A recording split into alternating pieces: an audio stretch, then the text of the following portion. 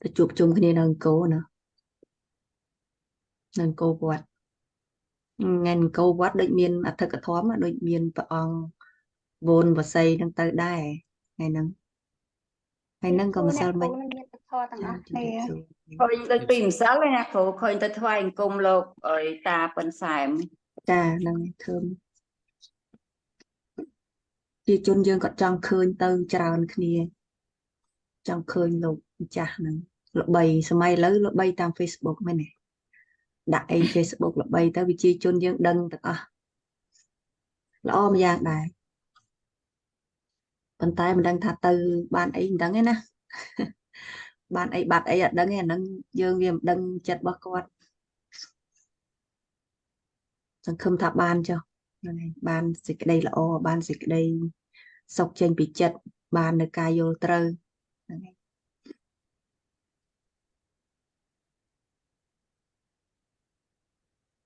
nè bong pro miên sầm núa bong sông chơi bong như sầm nua này cú sầm nua nó trong dây tha cà biệt tịch muốn đi chăm ngày sống ấy này cú trà sầm nua môi sầm bát xua từ bong bong mầm cuồng và đời chân tức nhom đạp thêm đang lang với nhom ập dul sầm nua xua tha ta sau mình loa về tình nghĩa cả rùm chỉ môi chết sạch ban còn man là vậy khla nó sầm nua thì muối và sầm nua thì ta tu mình nói về tình nghĩa cả room chỉ mua chết sắc ban còn man vậy thôi ở nhóm chết sao kia mưa sẽ đã tiếp nhóm mặc vô dùng đồ pin này cũng ta đang thà nơi khung mê liên bạcกันกะบองយើងអត់តន់រៀនទេប៉ុន្តែបងអូនសម្បត្តិគាត់សួរឲ្យហើយមេរៀនហ្នឹងយើងអត់តន់រៀនទេអញ្ចឹងណា ตอนขโมยถึงบ้านโรงพยาบาลเจนเลื่อนหมดไป ចាហ្នឹងហើយគាត់ចេះលឿនហើយអ្នកមីមុំគួងដោយសារគាត់រៀនមុនអញ្ចឹងទៅគាត់អាចចេះបានតែមេរៀននេះយើងអត់តន់រៀនទេតែបើបងប្រុសរៀនមុនក៏បងចេះដែរតាបងធ្លាប់រៀនតែបងរៀនមុនតែបងញ៉ាំបានរៀនហ្នឹងគ្រូអចឹងបងអត់តន់បានរៀនបងអត់តន់ដឹងទេប៉ុន្តែបើអ្នកដែលគាត់រៀនហូរហើយគាត់អាចចេះហើយអញ្ចឹងហ្នឹងហើយអត់យល់នេះគ្រូចាំបានយកមកសួរនៅក្នុងហ្នឹងហើយអត់តន់បានរៀននេះបងចាំពេលរៀនចាំយើងចេះបើយើងចង់ដឹងយើងរកមើលទៅបងចេតសិកណាដែលកើតនៅក្នុងសោមនស្សវេទនាយើងរកមើលយើងបូកមើលទៅចេតសិកណាដូចគ្នាយើងកុំយកទៅ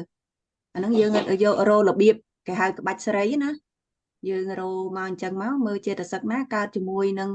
លោភៈមូលចិត្តនៅក្នុងសោមនស្សលោភៈមូលចិត្តនឹង4ដួងហ្នឹងហើយចេតសិកណាកើតជាមួយនឹង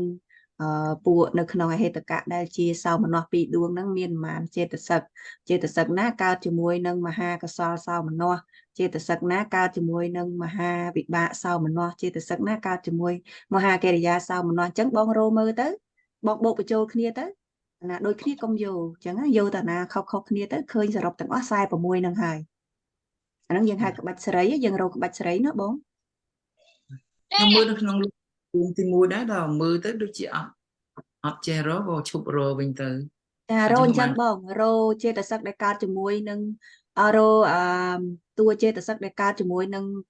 សោមនស្សវេទនានឹងបានន័យថាចេតសិកណាដែលកើតជាមួយនឹងវេទនាដែលជាសោមនស្សអញ្ចឹងយើងរោនៅគ្រប់ចិត្តទាំងអស់មកដែលជាសោមនស្សវេទនាហ្នឹងមកបងតែដកតួវេទនាមួយចេញពីព្រោះខ្លួនវាយើងអត់រាប់ពីព្រោះយើងសួរវាហ្នឹងណាត្រូវនេះគ្រូហ្នឹងហើយយើងរោមើលទៅនៅក្នុងដួងរបស់នៅក្នុងសភៅហ្នឹងយើងរោមើលបងនៅក្នុងសភៅហ្នឹងអាចរោមើលបានតានៅក្នុងដួងនីមួយៗបងហ្នឹងហើយនៅក្នុងដួងនីមួយៗដែលជាសោមនស្សវេទនាហ្នឹងមានចេតសិកប្រមាណកើតជាមួយវា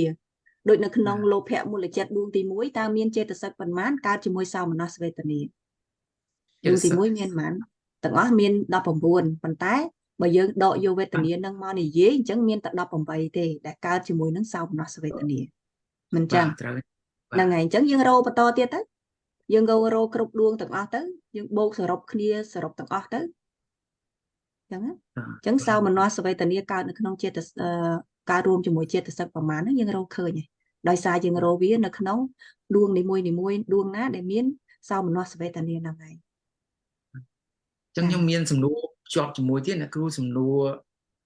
ខ្ញុំចេះមើលសំណួរចាស់ទៅក៏បានឆ្ងល់នៅក្នុងថាតើចិត្តប្រមាណដួងកើតត្រង់ហត្ថយវត្ថុហើយមួយទៀតខ្ញុំសួរអ្នកគ្រូមុនមានតែ72ទេមិនអញ្ចឹងអ្នកគ្រូនៅក្នុងនោះវា rupa vajra bị bạ 4 đuông rupa vajra 4 đuông tranh chẳng này run sao chật pì tại nó không mùa ní miền đó là chật sập ram ta này ai nhà kêu ai chui bị vô ban ấy 75បងសំណួរណាបងប្រហែលខ្ញុំធ្វើខុសដល់ការមុនជួនកាលគិតអត់ត្រូវ chẳng mà nhầm mơ tới đó chẳng tới nhầm đặt question này từ ca su ta giang mấy bạn nhìn từ chật sập ram អាហ្នឹងវានៅក្នុងសំណួរចិត្តសឹកបរមត្តមែនបង ba nó ngay là kêu អាចលើកមុនអាចខ្ញុំគិតខុសអញ្ចឹងបានខ្ញុំឲ្យបងប្អូនយើងជួយមើល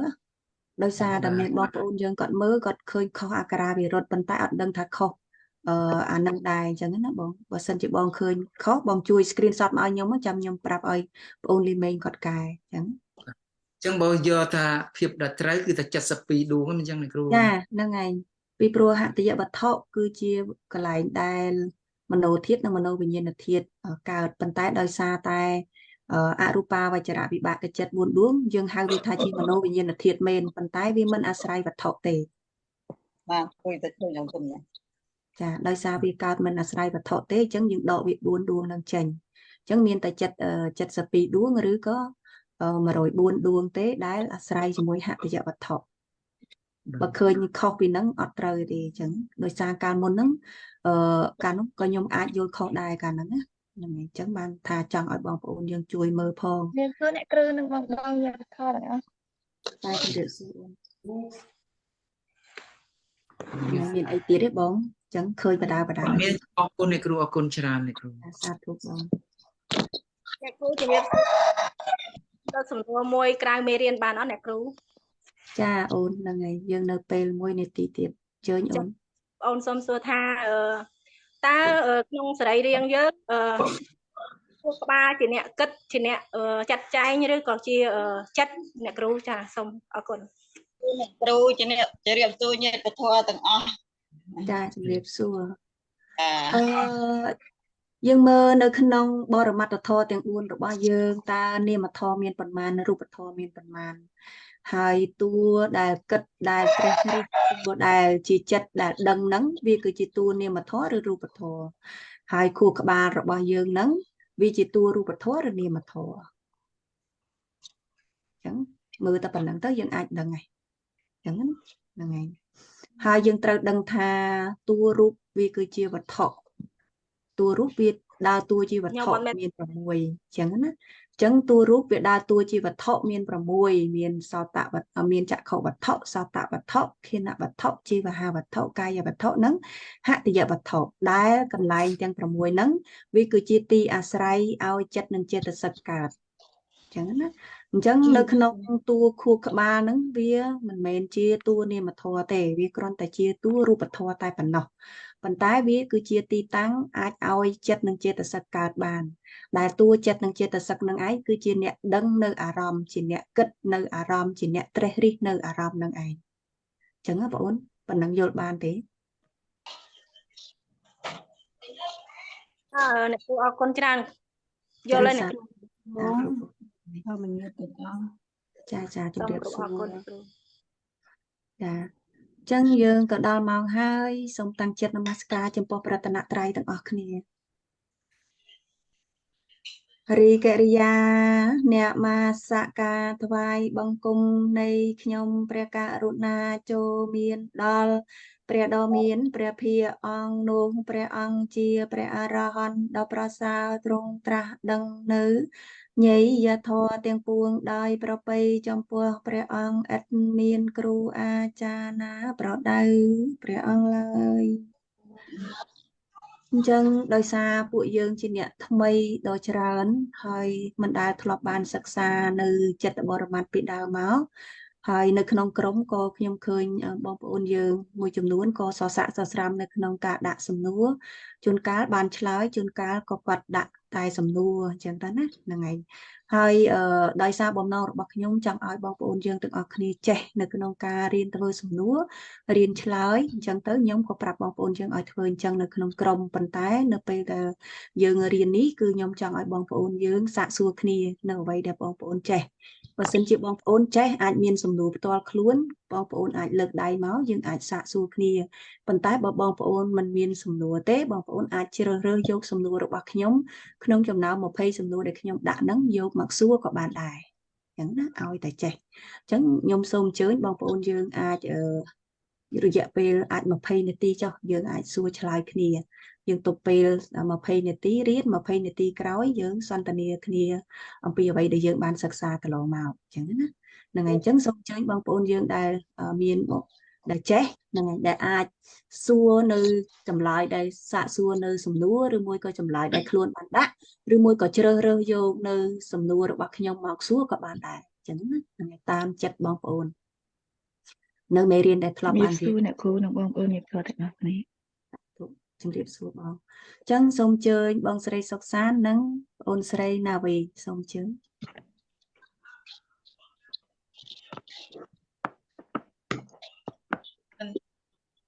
អ្នកសួរអ្នកមីង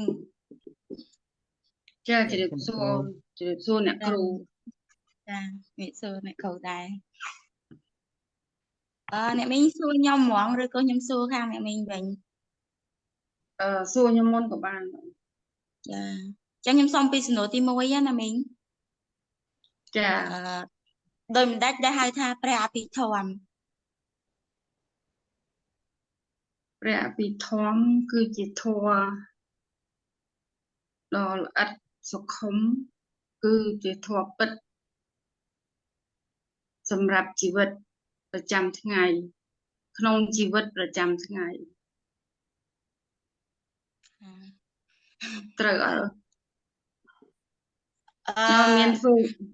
ធ្វើសំណួរខ្ញុំឆ្លើយតាមការយល់ ចាអ្នកមីងចាំឲ្យអ្នកគ្រូអ្នកជួយសម្រួលព្រោះខ្ញុំទុកថ្មី ខ្ញុំសំណួរចម្លើយសួរតាមអ្នកគ្រូដាក់មកបើចម្លើយរបស់អ្នកគ្រូព្រះអភិធម្មគឺជាធម៌មានសេចក្តីល្អិតក្រៃលែងដែរបរិយាយទីបរមត្ថ 4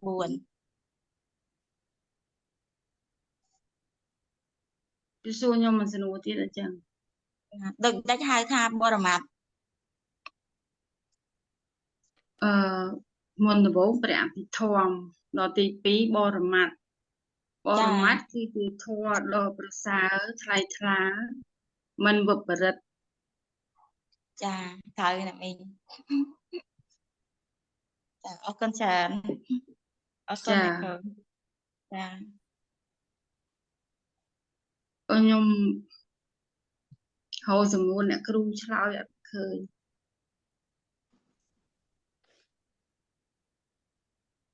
នៅក្នុងក្រុម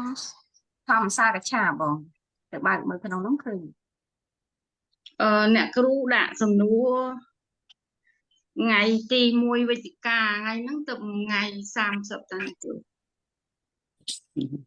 នឹងក្រុមបកិនកៈទេខ្ញុំដាក់ទុកសម្រាប់យើងឆ្លើយឆ្លងគ្នានៅក្នុង សម្រាប់ដាក់ថ្ងៃ1អញ្ចឹងហ៎ ចា អញ្ចឹងខ្ញុំឆ្លើយអត់កើតទេសំណួរហ្នឹងអញ្ចឹងសំណួរចិត្តសឹក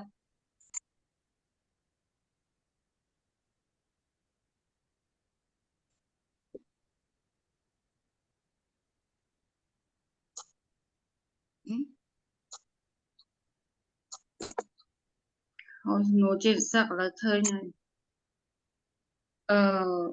សំណួរទី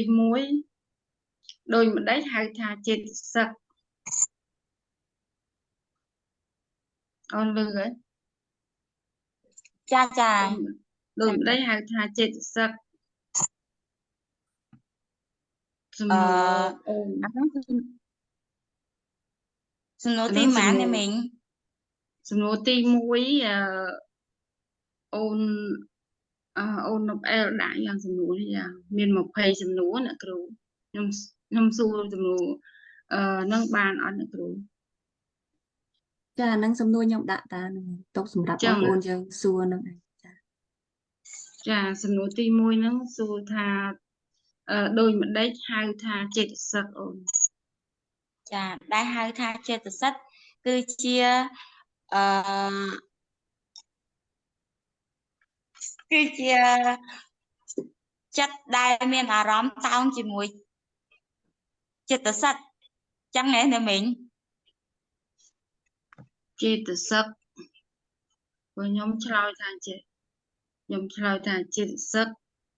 គឺជាចិត្តដែល ចេតសិកគឺប្រកបជាមួយចិត្តចេតសិកគឺជាចិត្តដែលប្រកបជាមួយនឹងចិត្តដឹងអារម្មណ៍អ្វីចេតសិកក៏ដឹងអារម្មណ៍នឹងដូចគ្នាឡើយចឹង ចាមិនច្រឡំសំណួរចម្លើយវគ្គមុន សំណួរទី2ចេតសិកបរមត្ថមានប៉ុន្មានចេតសិក ចាចិត្តសិកបរមត្ថមាន52 មាន 52 តែក្នុងនេះអត់ដាក់ឲ្យរាប់រៀបទេតើឆ្លើយទៅ52ហ្នឹង ចា អញ្ចឹងដាក់ម្នាក់ពីរសំណួរទៅអ្នកគ្រូឯង ចាហ្នឹងឯងពីសំណួរទៅបានហើយ ចាអ ទុ រ កឲ្យ គុ ប ណ ងប្អូន ច្រើន យើងផ្សេងទៀតចាសាធុអរគុណច្រើនបងស្រីអរគុណច្រើនបងអូនស្រីហ្នឹងហើយអញ្ចឹងចេតសិកមិនមែនជាចិត្តទេចេតសិកគឺជាធម្មជាតិចេតសិកគឺជាធម្មជាតិ ឆ្លើ ដែល យខុសទៀត ចាដែលកើតអាស្រ័យនឹងចិត្តឬ នឹងចិត្ត ចាឬប្រកបរួមជាមួយនឹងចិត្តប៉ុណ្ណឹងក៏បាន ផ្លេច ដែរ ផ្លេចកន្លែងវគ្គហ្នឹង ចាយើងថាវាគឺជាធម៌ក៏បានគឺជាធម្មជាតិក៏បានប៉ុន្តែបើយើងឆ្លើយថាគឺជាចិត្តមិនមែនជាចិត្តទេចេតសិកមិនមែនជាចិត្តទេចាចាសាធុហ្នឹងឯងអញ្ចឹងសូមអញ្ជើញបងស្រីហែមចម្រើននិងបងស្រីបងប្រុសឌីណានិងបងស្រីធីតាសូមអញ្ជើញ ចេតសិកគឺ សួរអ្នកគ្រូជម្រាបសួរញាតិធម៌ជម្រាបសួរបងចម្រើនបងអត់សូវឮសំឡេងទេបង សូវឮសំឡេង បាទឮដូចនៅឆ្ងាយ ប៉ុណ្ណឹងឮហ៎ចា បាទឮប៉ុណ្ណឹងឮបងបាទអញ្ចឹង តោះ ខ្ញុំទួអូតិចខ្សោយហ្នឹងដល់ឮតិច បងខ្ញុំសួរបងមុនឬបងសួរខ្ញុំមុន ជើញសួរខ្ញុំមុននោះចា បាទអញ្ចឹងក៏បានដែរអញ្ចឹងខ្ញុំសួរនៅក្នុងសំណួរចិត្តសឹកបរមត្ថណាបងសំណួររបស់អ្នកគ្រូឯងហើយអញ្ចឹងមិនបងប្អូនមិញប្រហែលជាសួរទៅវាឆ្លាស់លេខគ្នាអញ្ចឹងទៅអញ្ចឹងខ្ញុំសួរនៅក្នុងនឹងដែរទេអញ្ចឹងសួរនៅក្នុងសំណួរទី3តើក្នុងយើងម្នាក់មានបរមត្ថធម៌ប៉ុន្មាន ក្នុងយើងម្នាក់មានបរមត្ថធម៌3 អ្វីខ្លះបង មានចិត្តបរមត្ថចេតសិកបរមត្ថនិងរូបបរមត្ថមានចិត្តបរមត្ថ89ដួងឬ121ដួងចេតសិកបរមត្ថមានចេតសិក52រូបបរមត្ថមានរូប28 បាទត្រឹមត្រូវហើយបងហើយខ្ញុំសូមសំណួរបន្តសំណួរទី2តើក្នុងខ្លួនយើងម្នាក់មាននិព្វានដែរឬទេហេតុអ្វី ក្នុងខ្លួនយើងម្នាក់មិនមាននិព្វានទេព្រោះ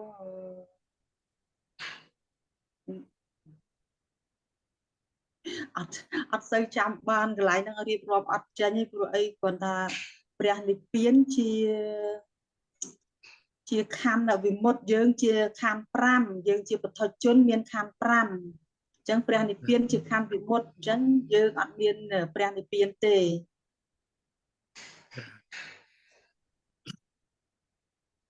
តែបើខ្ញុំឆ្លើយថា មិនមាននិព្វានព្រោះមិនកើតមិនរលត់មិនមានបច្ច័យតតែងទេ ចាខ្ញុំអត់ទៅចេះរៀបរាប់ ជាអារម្មណ៍របស់លោកគាត់តែ ចា បាទអញ្ចឹងអស់សំណួររបស់ខ្ញុំបងសួរខ្ញុំវិញម្ដង អញ្ចឹងខ្ញុំសូមសួរក្នុងចេតសិកដែរសំណួរថ្ងៃទី30តុលានេះរបស់អ្នកគ្រូសំណួរទី3ដែរ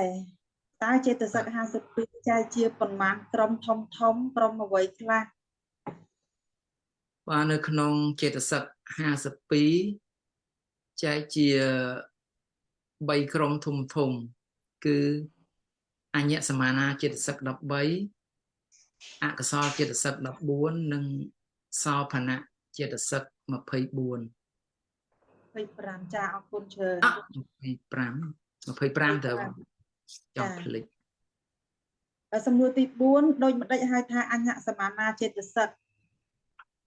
ដែលថាអញ្ញសមានាចេតសិកគឺជាចេតសិកដែលកើតនៅគ្រប់ចិត្តទាំង89ដួងឬ121ដួង ចាបើហៅថាអញ្ញសមានាចេតសិកគឺចេតសិកស្មើជាមួយនឹងគេ ជាចេតសិកស្មើគ្នាទៅ ចាអរគុណច្រើន ច្រឡំ គ្រូ គ្នាទៅ អរគុណអ្នកគ្រូ បាទអរគុណអ្នកគ្រូអរគុណនិយាយបន្ត អ្នកគ្រូជំរាបសួរបងប្អូនទាំងអស់ខ្ញុំសុំច្បាប់ខ្ញុំទៅមនីរតថ្ងៃហ្នឹងឯងពងធ្វើដំណើរតាមឡាន ចាសាធុបង បាយទាំងអស់គ្នា ចាសុខសប្បាយ អូ បង តានី បានចូលរួមទេបានតែចូលបច្ច័យទេ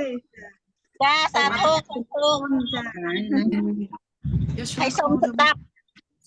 ចាបងចាសូមអញ្ជើញអញ្ចឹងអរគុណច្រើនបងទាំងពីរហ្នឹងហើយបើយើងឆ្លើយថាអញ្ញសមានាចេតសិកជាចេតសិកដែលកើតនៅគ្រប់ចិត្តទាំងអស់អត់ត្រឹមត្រូវណាបងពីព្រោះយើងដឹងអញ្ញសមានាចេតសិក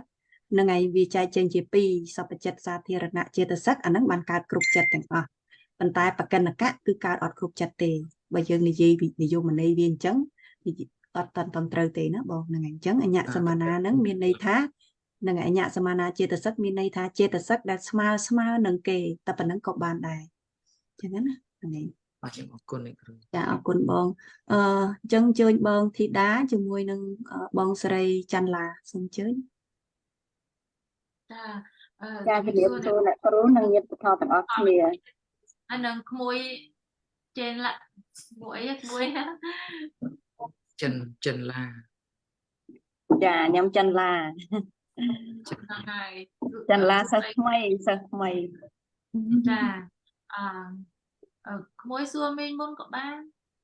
ចាអញ្ចឹងដល់សំណួរទីអឺ ទី5 សំណួរទី5អញ្ចឹងហ៎បង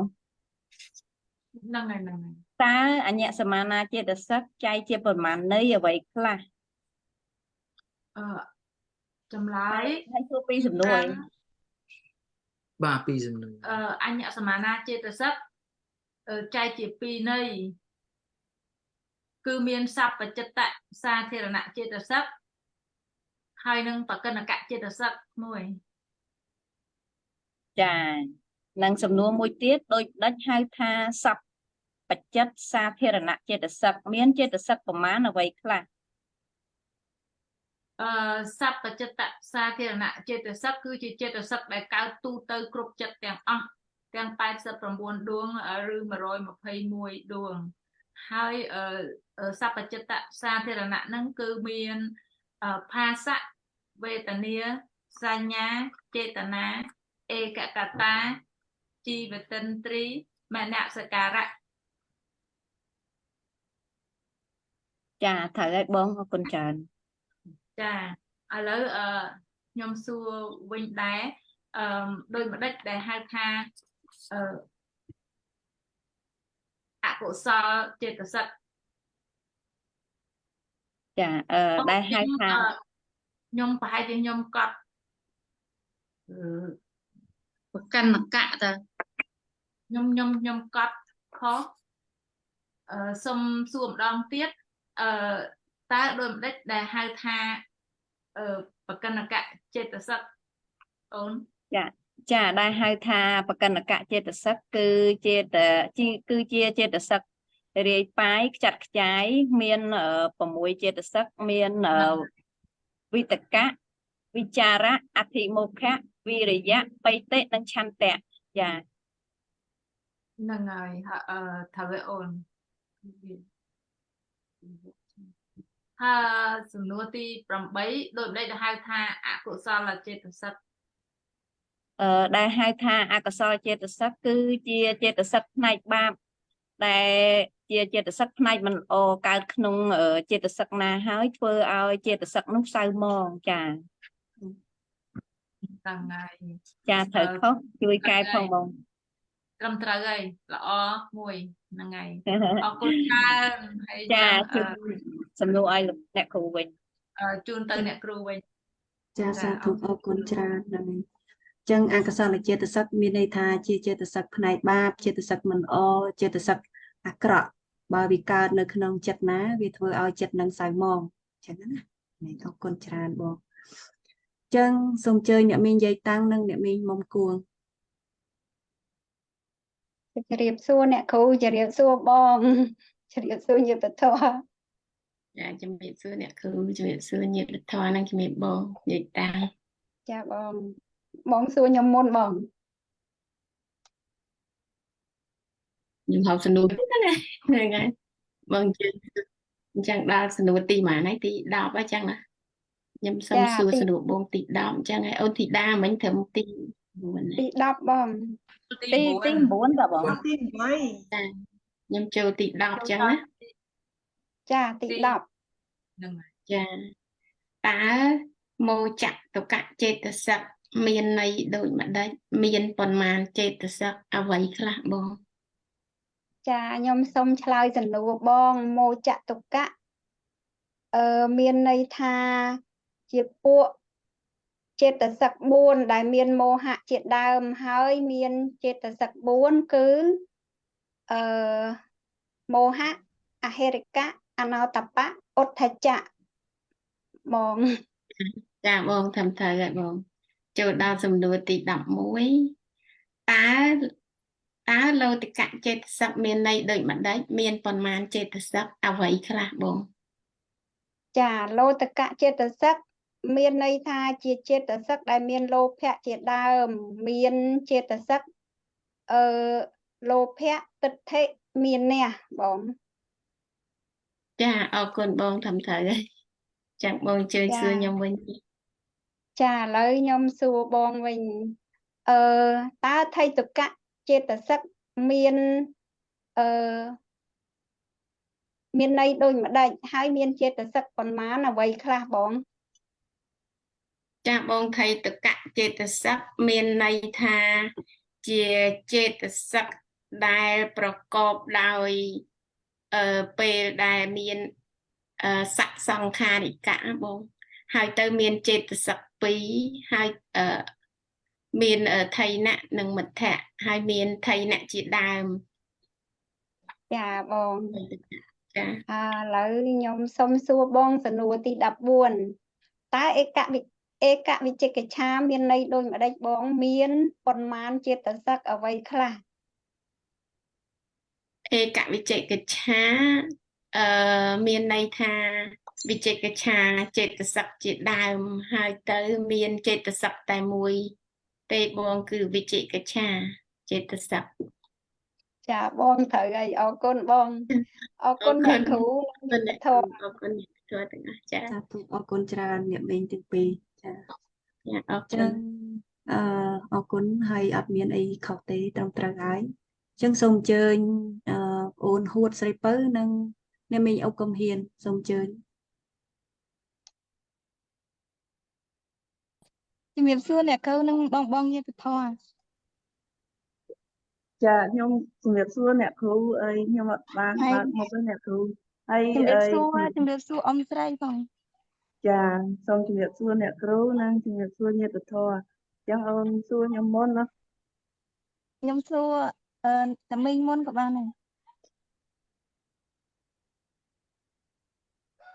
សំណួរទី15តើសម្បណៈចេតសិកមានន័យដូចម្ដេចមានប៉ុន្មានចេតសិក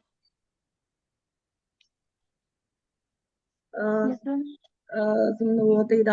15សោភនៈចេតសិកមានន័យថាចេតសិកផ្នែកល្អកើតក្នុងសោភនៈចិត្តមាន25ចេតសិកគឺសទ្ធាសតិហិរិអោតបៈអលោភៈអតោសៈកត្រមច្ឆតតាកាយបស្សទ្ធិចិត្តបស្សទ្ធិកាយលមុតាចិត្តលមុតាកាយមុទុតាចិត្តមុទុតាកាយកម្មញ្ញតាចិត្តកម្មញ្ញតាកាយបាគុញ្ញតាចិត្តបាគុញ្ញតាកាយុជុកតាចិត្តជុកតាសម្មាវាចាសម្មាកម្មន្តៈសម្មាអាជីវៈករុណាមុទិតាបញ្ញា ចាអរគុណអ្នកមីង ចា សួរមួយសំណួរទៀតណាអ្នកមីង ចាសួរមក សំណួរទី16តើសម្បណៈចេតសិក52ចែកជាប៉ុន្មានន័យអ្វីខ្លះ 25ខាត់ផ្ទុយហើយអូន25ទៅជា52 អរគុណអ្នកមីងដែលជួយកាយសាថ្មីអ្នកមីងតើសោវនៈចេតសិក25ចែកជាប៉ុន្មានន័យអ្វីខ្លះ ចាសោភណៈចេតសិកមាន25ចែកចេញជាអឺចែកចេញជា4ន័យមានសោភណៈចេតសិក19វិរតៈចេតសិក3អបមញ្ញចេតសិក2បញ្ញា1 ចាអរគុណអ្នកមីង ចឹងខ្ញុំសួរវិញ ចា តើសព្វចិត្តសាធារណៈចេតសិកមានន័យដូចម្ដេចមានប៉ុន្មានចេតសិកអ្វីខ្លះ មួយសុំឆ្លើយអ្នកមីងសព្វចិត្តសោវនៈចេតសិកមាន19មានន័យថាជាចេតសិកដែលកើតក្នុងសោវនៈចេតសិក59ដួងឬ91ដួងតាមការគួរតាមសមគួរ ចា ហើយអត់នេះវិញ ហើយនៅទៀតនៅមានអ្វីខ្លះ មានសទ្ធាសតិហិរិអន្តបៈអលោភៈអតោសៈតត្រមច្ឆតតាកាយបស្សទ្ធិចិត្តបស្សទ្ធិកាយលហូតាចិត្តលហូតាកាយមុទុតាចិត្តមុទុតាកាយកម្មញ្ញតាចិត្តកម្មញ្ញតាកាយបាកញ្ញតាចិត្តបាកញ្ញតាកាយុជុកតាចិត្តជុកតា ចិត្តជុកតា ចិត្តជុកតា ចា អរគុណអ្នកមីង ចឹងសំណួរទី18តើវិរតៈចេតសិក3តើវិរតៈចេតសិកមានន័យដូចម្ដេចមានប៉ុន្មានចេតសិកអ្វីខ្លះ ចាអរគុណអ្នកមីងមួយសុំឆ្លើយវិរតៈចេតសិក3មានន័យថាជាធម៌3ដែលត្រូវតមត្រូវវាចាមាន3គឺសម្មាវាចាសម្មាកម្មន្តៈសម្មាអាជីវៈ ចាអរគុណអូនអើយសូមអរគុណអ្នកគ្រូសូមអរគុណញាតិធម៌ទាំងអស់អ្នកអូនផងដែរ ចាអរគុណអ្នកមីងនិងអរគុណអ្នកគ្រូនិងបងញាតិធម៌ទាំងអស់ ចាសាធុអរគុណច្រើនហ្នឹងហើយ រៀងភ័យអ្នកគ្រូ អត់អីតិចទៀតលេខ20ហើយដំបូងចឹងហើយអូនអញ្ចឹងអ្នកមីងអុកកំហៀនគាត់ឆ្លើយថាសោបនៈចេតសិក25ចែកចែងជា4ចំណុចទី1គឺសព្វចិត្តៈសោបនៈសាធារណៈចេតសិកណាឃើញអ្នកមីងគាត់ឆ្លើយអត់តាន់បានត្រឹមត្រូវអញ្ចឹងខ្ញុំកែចំណុចនឹងមួយហើយនឹងបងអូនស្រីគាត់ឆ្លើយថាសព្វចិត្តសោបនៈសាធារណៈចេតសិកគឺជាចេតសិកដែលកើតទូទៅគ្រប់សោបនៈចេតសិកមិនមែនសោបនៈចេតសិកទេណាកើតគ្រប់សោបនៈចិត្តទាំង59ដួងឬ91ដួងសំដូរពីពាក្យចេតសិកមកចិត្តវិញចាអរគុណអ្នកគ្រូ ចាសាធុហ្នឹងឯងអញ្ចឹងអរគុណច្រើនយើងនៅតែពីសំណួរទេចាសូមអញ្ជើញបងស្រីប៉ុលផាន់និងបងស្រីញឹមកន្ធាសួរម្នាក់មួយសំណួរទៅឬមួយក៏ចង់ថែមសំណួរខ្លួនឯងមួយក៏បានដែរចាសូមអញ្ជើញ ចាជំរាបសួរបងជំរាបសួរនឹងមិត្តពធអ្នកគ្រូថ្ងៃនេះខ្ញុំសូមឆ្លើយមុនហើយនឹងបងឆ្លើយមុន បងប៉ុលផាន់សូមអញ្ជើញបើកសំឡេងបង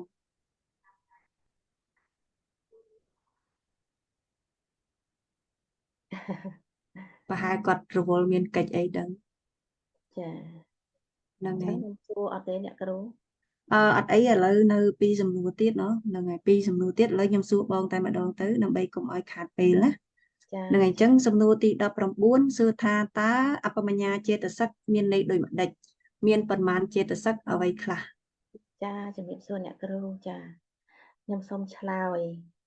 អញ្ញាសញ្ញាសមាញ្ញាចេតសិកមានន័យដែល កំណត់ចេតសិកមិនដែលមានប្រមាណមាន2គឺចេតសិកគឺករុណាមុទិតា ចាអបមញ្ញាបងអប មកយ៉ាចា ចាអបមញ្ញាហ្នឹងហើយឥឡូវបងប៉ុលផាន់អញ្ជើញមកហើយសូមអញ្ជើញបង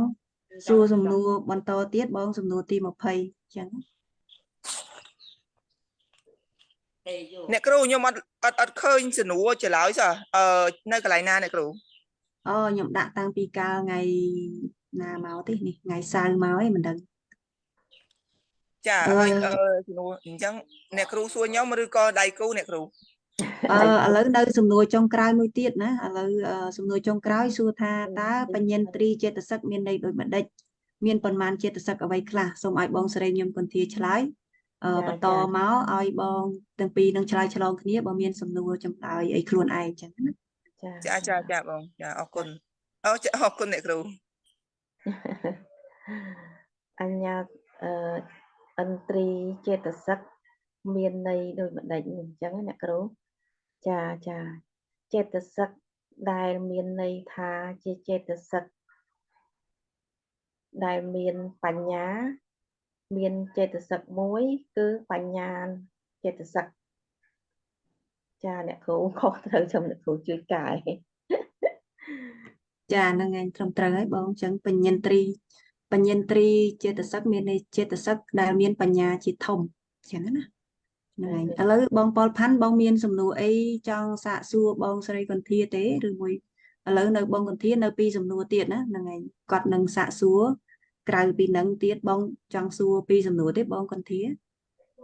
ចា សំណួរខ្លួនឯងចាសំណួរខ្លួនឯងទៅបងពីព្រោះអស់សំណួរខ្ញុំហើយ សួរសាកដើមមកវិញដើម្បីរំលឹកខ្លួន ឥឡូវអញ្ជើញបងប៉ុលផាន់សូមអញ្ជើញបងបើកសំឡេងមក ចាបងប៉ុលផាន់ខ្ញុំសូមសួរថាតើចេតសិកចែកចេញជាប៉ុន្មានក្រុមធំ ចាគ្រប់ជំរាបសួរបងហើយនឹងអ្នកគ្រូធម្មញាទាំងអស់ចាចេតសិក52ហ្នឹងចែកជា3ក្រុមធំបង ចាត្រឹមត្រូវបងត្រឹមត្រូវ អូបងអូនខ្ញុំត្រឹមត្រូវអញ្ចឹងសូមមួយទៀតណាបងផាន់ ចាសួរមកបងសួរមកអត់អីទេ ចេតសិកចែកចេញជាប៉ុន្មានក្រុមតូចបងអូន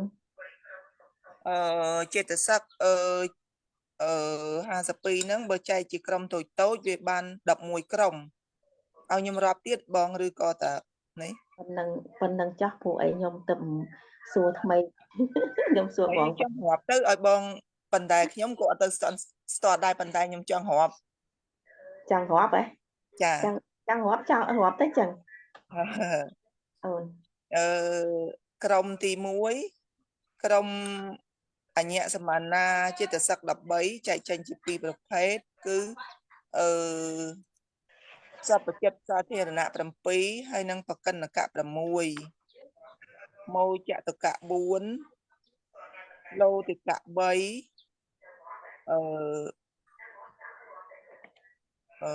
អីមួយទៀតតោចតុកៈ4ភ័យតុកៈ2ហើយនឹងវិជិកិច្ឆា1ហើយសោមនៈចេតសិក25មាន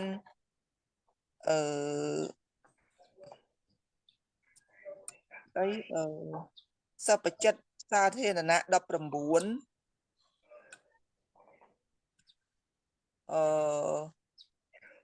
វិដតិ3អបមញ្ញា2ហើយនឹង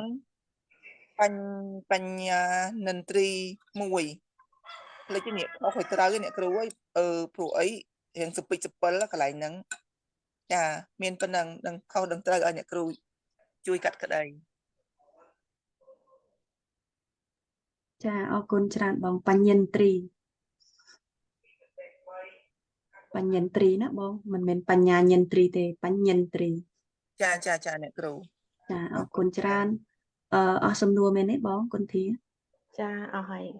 អ្នកគ្រូ ចាសាធុអរគុណច្រើនបងហ្នឹងហើយ ចឹងបងស្រីហួតស្រីពៅបងមានអីទេបង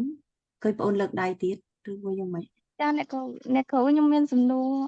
ឆ្ងល់ត្រង់ធម្មាអារម្មណ៍ជារូបធម៌ផងជានាមធម៌ផងឆ្ងល់ត្រង់ហ្នឹងអ្នកគ្រូ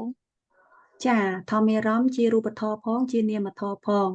ដោយសារអង្គធម៌របស់ធម្មារម្មណ៍គឺបានដល់ចិត្តទាំងអស់ចេតសិកទាំងអស់រូប21និព្វាន1និងបញ្ញត្តិអញ្ចឹងយើងមើលនៅក្នុងអង្គធម៌របស់វាហ្នឹងចិត្តចេតសិកហើយនឹងនិព្វានគឺបានដល់នាមធម៌មិនចឹងហើយរូប21គឺបានដល់រូបធម៌អញ្ចឹងហើយបានជាធម្មារម្មណ៍វាអង្គធម៌របស់វាបានដល់នាមធម៌ផងរូបធម៌ផង ចាអ្នកគ្រូចាអរគុណអ្នកគ្រូ ចាសាធុហ្នឹងហើយបងស្រីនាងសយមានអីអូនចង់សួរឆ្លើយសំណួរឬមួយយ៉ាងម៉េចអូនស្រីនាងសយ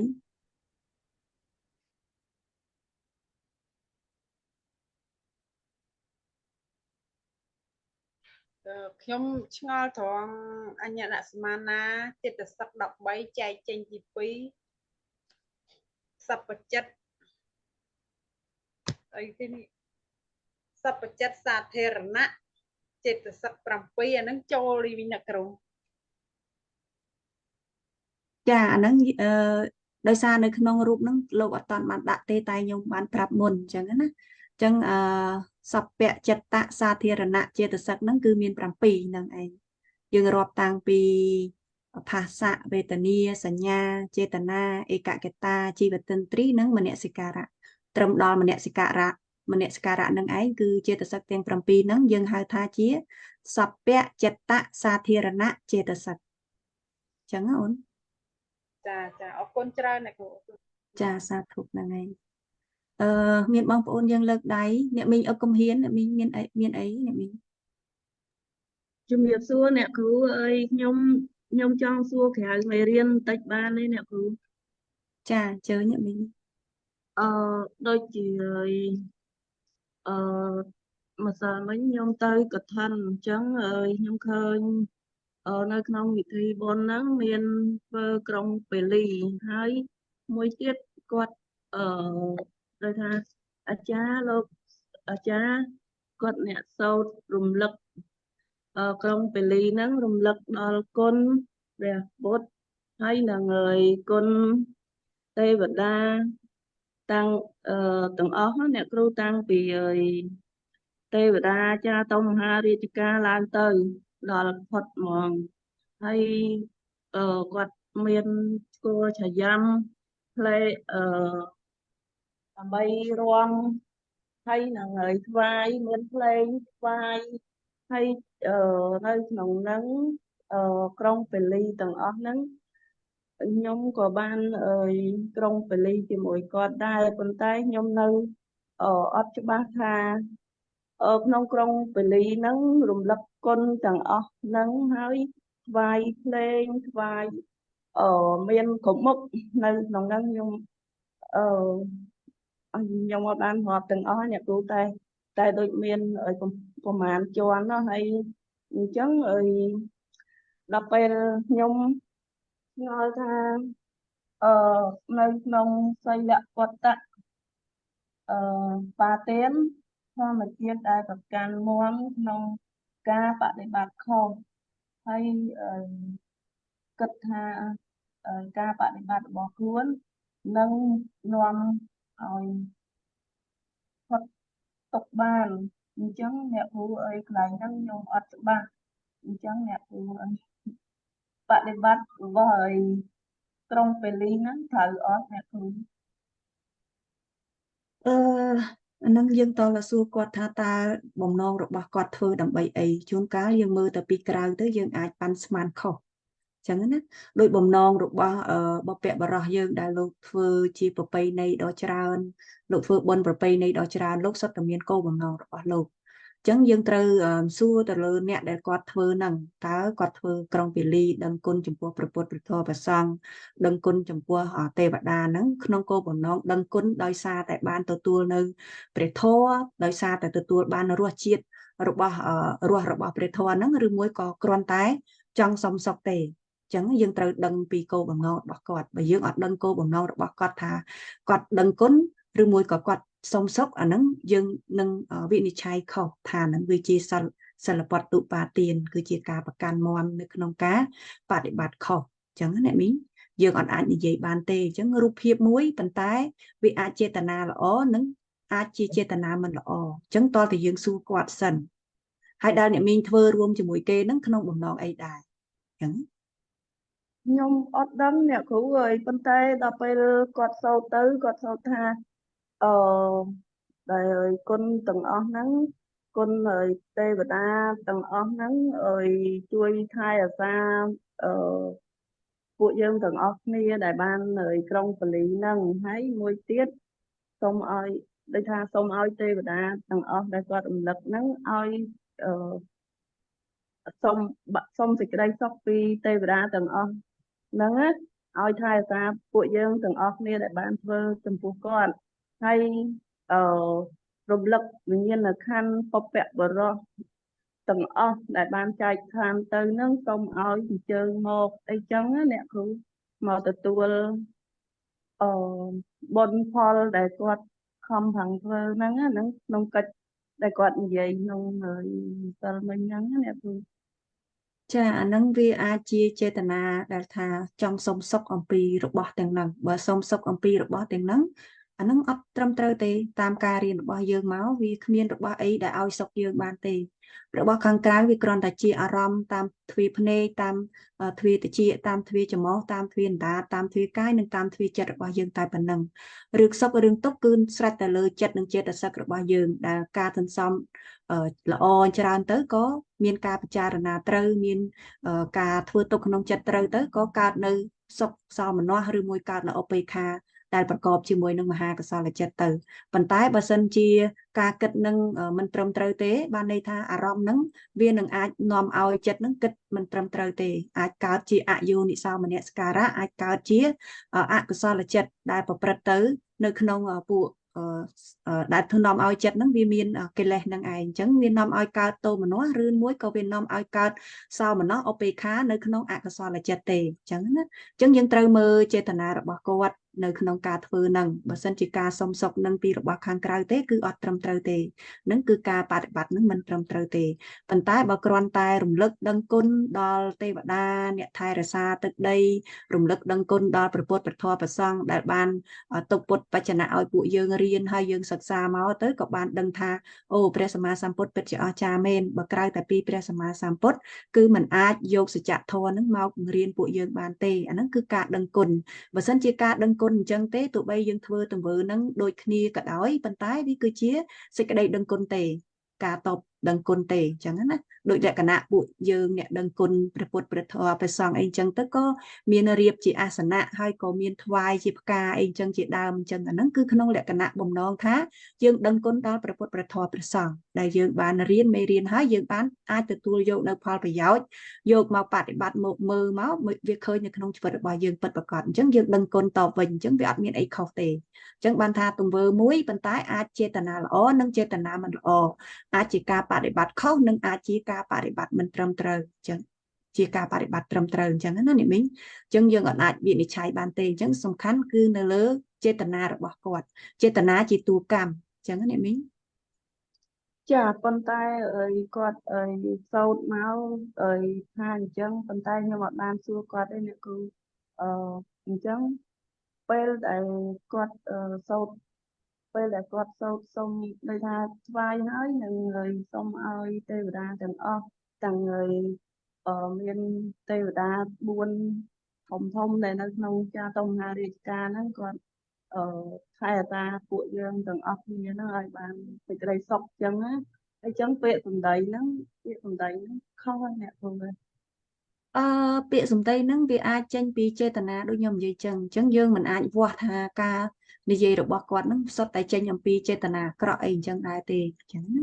ប៉ុន្តែបើសិនជាក្នុងករណីយើងសុំសុខពីរបស់ខាងក្រៅមិនបាច់ទេមិនបាច់ទៅដល់ទេវតាដែលយើងមើលមិនឃើញទេយើងសុំសុខតែពី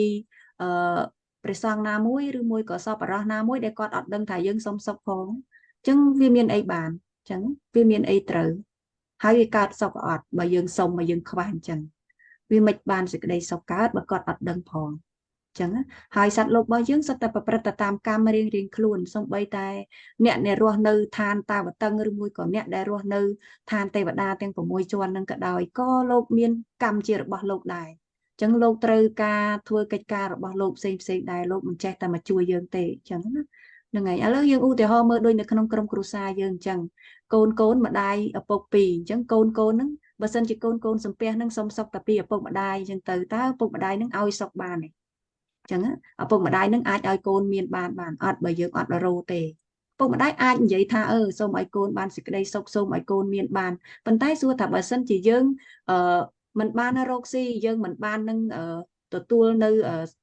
គិតត្រូវទេតើយើងនឹងមានសេចក្តីសុខដែរឬទេអញ្ចឹងអាហ្នឹងយើងមើលតែក្នុងរង្វង់ក្រុមគ្រួសារយើងតែប៉ុណ្្នឹងទៅបានហើយយើងមិនបាច់តែមើលរហូតទៅដល់ពួកអរូបដែលយើងមើលមិនឃើញទេអញ្ចឹងចាខ្ញុំថាសម្ដីហ្នឹងតែចេញមកអញ្ចឹងខ្ញុំយល់ថាខុសប៉ុន្តែដល់អ្នកគ្រូថាចេតនារបស់គាត់វាមានផ្សេងទៀតប៉ុន្តែក្នុងពុទ្ធបរិស័ទទាំងអស់ដែលនៅក្នុងទីវត្តហ្នឹងក៏ស្ដាប់ចឹងទៅហើយក៏សាធុចឹងមួយគ្នាទៅទាំងខ្ញុំចឹងហើយមួយទៀតខ្ញុំចង់ថាបើគាត់ថាស្វាយក្រុងពលីរំលឹកគុណហើយអត់សុំសុខអាហ្នឹងខ្ញុំយល់ថាត្រូវហើយដល់ពេលថាសុំសុខអញ្ចឹងខ្ញុំដឹងថាខុសហើយទី2ខ្ញុំនឹកឃើញពីរឿងគាត់ថាម្សិលមិញគាត់ថាសូមឲ្យវិញ្ញាណក្ខន្ធពពកបុរសទាំងអស់និងជីដូនជីតាដែលបានចែកឋានទៅហ្នឹងសូមមកទទួលបុណ្យហើយអញ្ចឹងពាក្យហ្នឹងមិនដែរអ្នកគ្រូខ្ញុំនៅអត់ច្បាស់លោកម្ចាស់គ្រូលោកបាននិយាយហើយថាបើយកតាវិញ្ញាណក្ខន្ធមកហើយអាខន្ធ4ទៀតអត់មកវាបានមកអត់ទេពីព្រោះនៅក្នុងពួកយើងម្នាក់បន្ទាប់ពីចតតិទៅត្រូវបដិសន្ធិហើយអញ្ចឹងគណៈបដិសន្ធិហ្នឹងគឺត្រូវមានបញ្ចខន្ធទាំងអស់គឺខន្ធ5ហ្នឹងហើយអញ្ចឹងបើយើងហៅតាវិញ្ញាណក្ខន្ធមកមួយតើមករួចអត់ដូចយើងរាល់គ្នាហ្នឹងពីដើមពីមុនយើងក៏ធ្លាប់ធ្វើជាដូនគេធ្លាប់ធ្វើជាម្ដាយគេដែរចាឥឡូវបើគេហៅយើងទៅអត់យើងដឹងអត់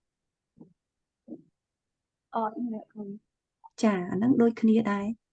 ហៅពលឹងរបស់យើងទៅមិនទៅរួចបើយើងអត់ដឹងផងហើយយើងកើតមកវាមានកម្មរៀងខ្លួនបើកើតជាមនុស្សអញ្ចឹងទៅអត់មានដឹងថាខ្លួនឯងពីមុននឹងធ្លាប់ធ្វើជាដូនជាតាគេណាអត់មានដឹងណាហ្នឹងឯងហើយយើងប្រព្រឹត្តទៅដំណើររបស់យើងប្រព្រឹត្តទៅធម្មតាហ្នឹងឯងជាមនុស្សក៏ញ៉ាំបាយញ៉ាំម្ហូបអីអញ្ចឹងទៅរស់ស៊ីធ្វើការចិញ្ចឹមកូនចិញ្ចឹមចៅអីអញ្ចឹងទៅក្នុងភពថ្មីហ្នឹងអញ្ចឹងទៅក្នុងប្រវត្តិកាលថ្មីហ្នឹងទៅយើងអត់ដែលដឹងថាពីមុនយើងធ្វើអីផងចុះបើគេហៅយើងទៅយើងមិនដឹងទៅអញ្ចឹងក្នុងលក្ខណៈហ្នឹងគឺការហៅហ្នឹងវាចេះតែហៅប៉ុន្តែវាអត់ត្រូវអញ្ចឹងណាចាអ្នកគ្រូខ្ញុំយល់ចឹងដែរប៉ុន្តែខ្ញុំវាអត់ច្បាស់អ្នកគ្រូតាំងពីខ្ញុំទៅបុណ្យឲ្យតែឃើញគេក្រុងពីលី2 ដងហើយ2 ដងហ្នឹងហើយខ្ញុំជាគិតថាគាត់សុំសុខទី1គាត់ថ្វាយហើយគាត់ថ្វាយតាំងពីភ្លេងតាំងពីអីសពមកហើយចុងក្រោយគាត់សុំសុខដល់ពេលវិញ្ញាណក្ខន្ធទៀតគាត់ទៅជាសុំវិញ្ញាណក្ខន្ធហើយខ្ញុំស្ដាប់នៅម្ចាស់គ្រូដោយអ្នកគ្រូមានប្រសាសន៍មួយនឹងអញ្ចឹងហើយខ្ញុំជាគិតខ្លួនឯងថាដូចជាខំប៉ុន្តែវាអត់ច្បាស់អ្នកគ្រូដឹងថាហ្នឹងខុសហើយប៉ុន្តែខ្ញុំនៅអត់ច្បាស់ឥឡូវខ្ញុំថ្ងៃហ្នឹងអរគុណអ្នកគ្រូខ្ញុំបានច្បាស់ហើយអ្នកគ្រូអរគុណច្រើនចាហ្នឹងហើយចឹងសូមអញ្ជើញបងចន្ទថាគុំបងមានអីបងបើកសំឡេងសិនបង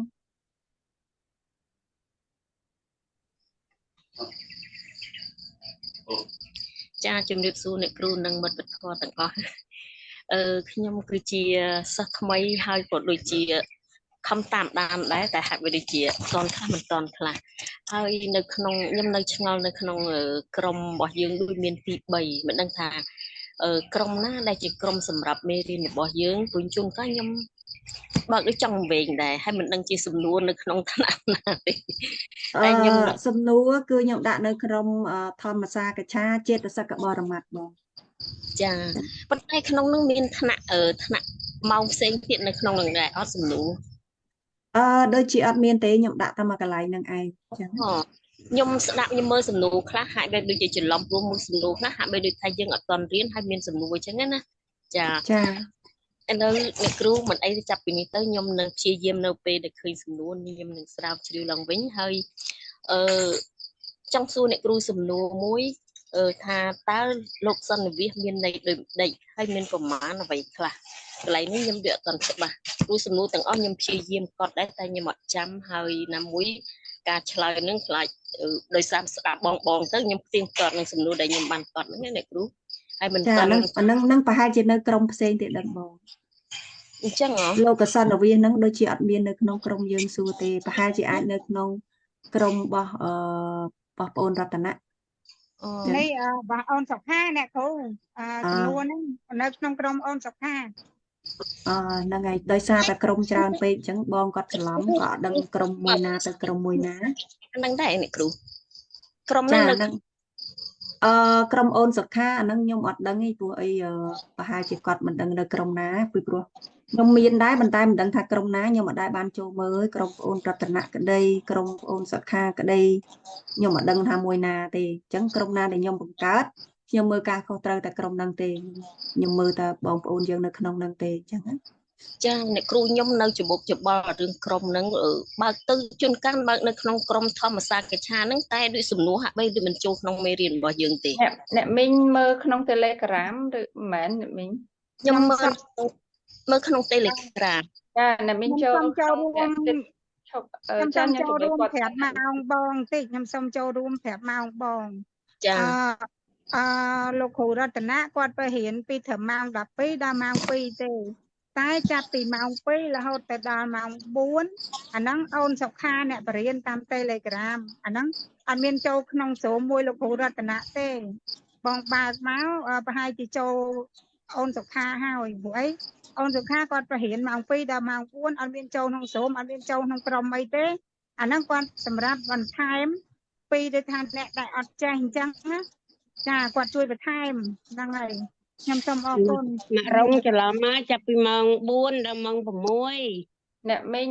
សូមឱកាសបន្តិច ហ្នឹងហើយម៉ោង 4 ដល់ម៉ោង 6 ម៉ោង 4 ម៉ោង 6 ម៉ោង 2 ម៉ោង 12 ដល់ម៉ោង 2 លោកគ្រូរតនៈម៉ោង 4 ដល់ម៉ោង 6 អូនសុខាចាខ្ញុំច្រឡំចា អ្នកមីងមើលនៅក្នុងក្រុមចេតសិកហើយដាក់ឈ្មោះអ្នកគ្រូណារ៉ូនហ្នឹងគឺម៉ោងដែលយើងកំពុងរៀននេះណាបើសិនជាក្រុមធម្មសាកច្ឆាចេតសិកអ្នកគ្រូណារ៉ូនហើយបើចេតសិកអ្នកគ្រូសុខាផ្សេងអ្នកមីងមើលឈ្មោះនៅលើក្រុមណា ចាខ្ញុំចង់សួរមួយទៀតខ្ញុំរត់ដល់ខ្ញុំបើកមានតែក្រុមធម្មសាកច្ឆាជួនកាលចេញខុសគ្នាចឹងទៅហើយមានខ្ញុំបើកមើលប៉ះមួយទៀតដូចថាដូចជាធម្មសាកច្ឆាប្រចាំថ្ងៃមែនទេកន្លែងហ្នឹងមិនដឹងថាក្រុមខាងណាខាងក្រុមយើងឬមកក្រុមថ្នាក់ផ្សេង ហ្នឹងហើយក្រុមឲ្យតែធម្មសាកច្ឆាគឺជារបស់ខ្ញុំអ្នកបង្កើតអញ្ចឹងណាខ្ញុំមើលការខុសត្រូវនៅក្រុមធម្មសាកច្ឆាទាំងអស់ឲ្យតែឃើញក្រុមធម្មសាកច្ឆាហ្នឹងគឺជាក្រុមរបស់ខ្ញុំហើយក្រៅពីហ្នឹងគឺក្រុមរបស់ប្អូនរតនៈគឺក្រុមរបស់គាត់គឺក្រុមធម្មទានកូរ៉េហ្នឹងហើយសមាគមធម្មទានកូរ៉េខ្មែរកូរ៉េហ្នឹងហើយចឹងបងប្អូនយើងអ្នកដែលឃើញក្រុមរបស់ខ្ញុំហ្នឹងគឺមានសញ្ញារង្វង់មូលហ្នឹងគឺធម្មសាកច្ឆាហ្នឹងគឺជាក្រុមរបស់ខ្ញុំជាអ្នកបង្កើតខ្ញុំជាអ្នកមើលការខុសត្រូវចឹងណា អរគុណអ្នកគ្រូខ្ញុំព្យាយាមខ្ញុំនៅច្បុកច្បល់ច្រើននៅលើក្រុម សាធុដោយសារតែក្រុមច្រើនពេកអញ្ចឹងបាន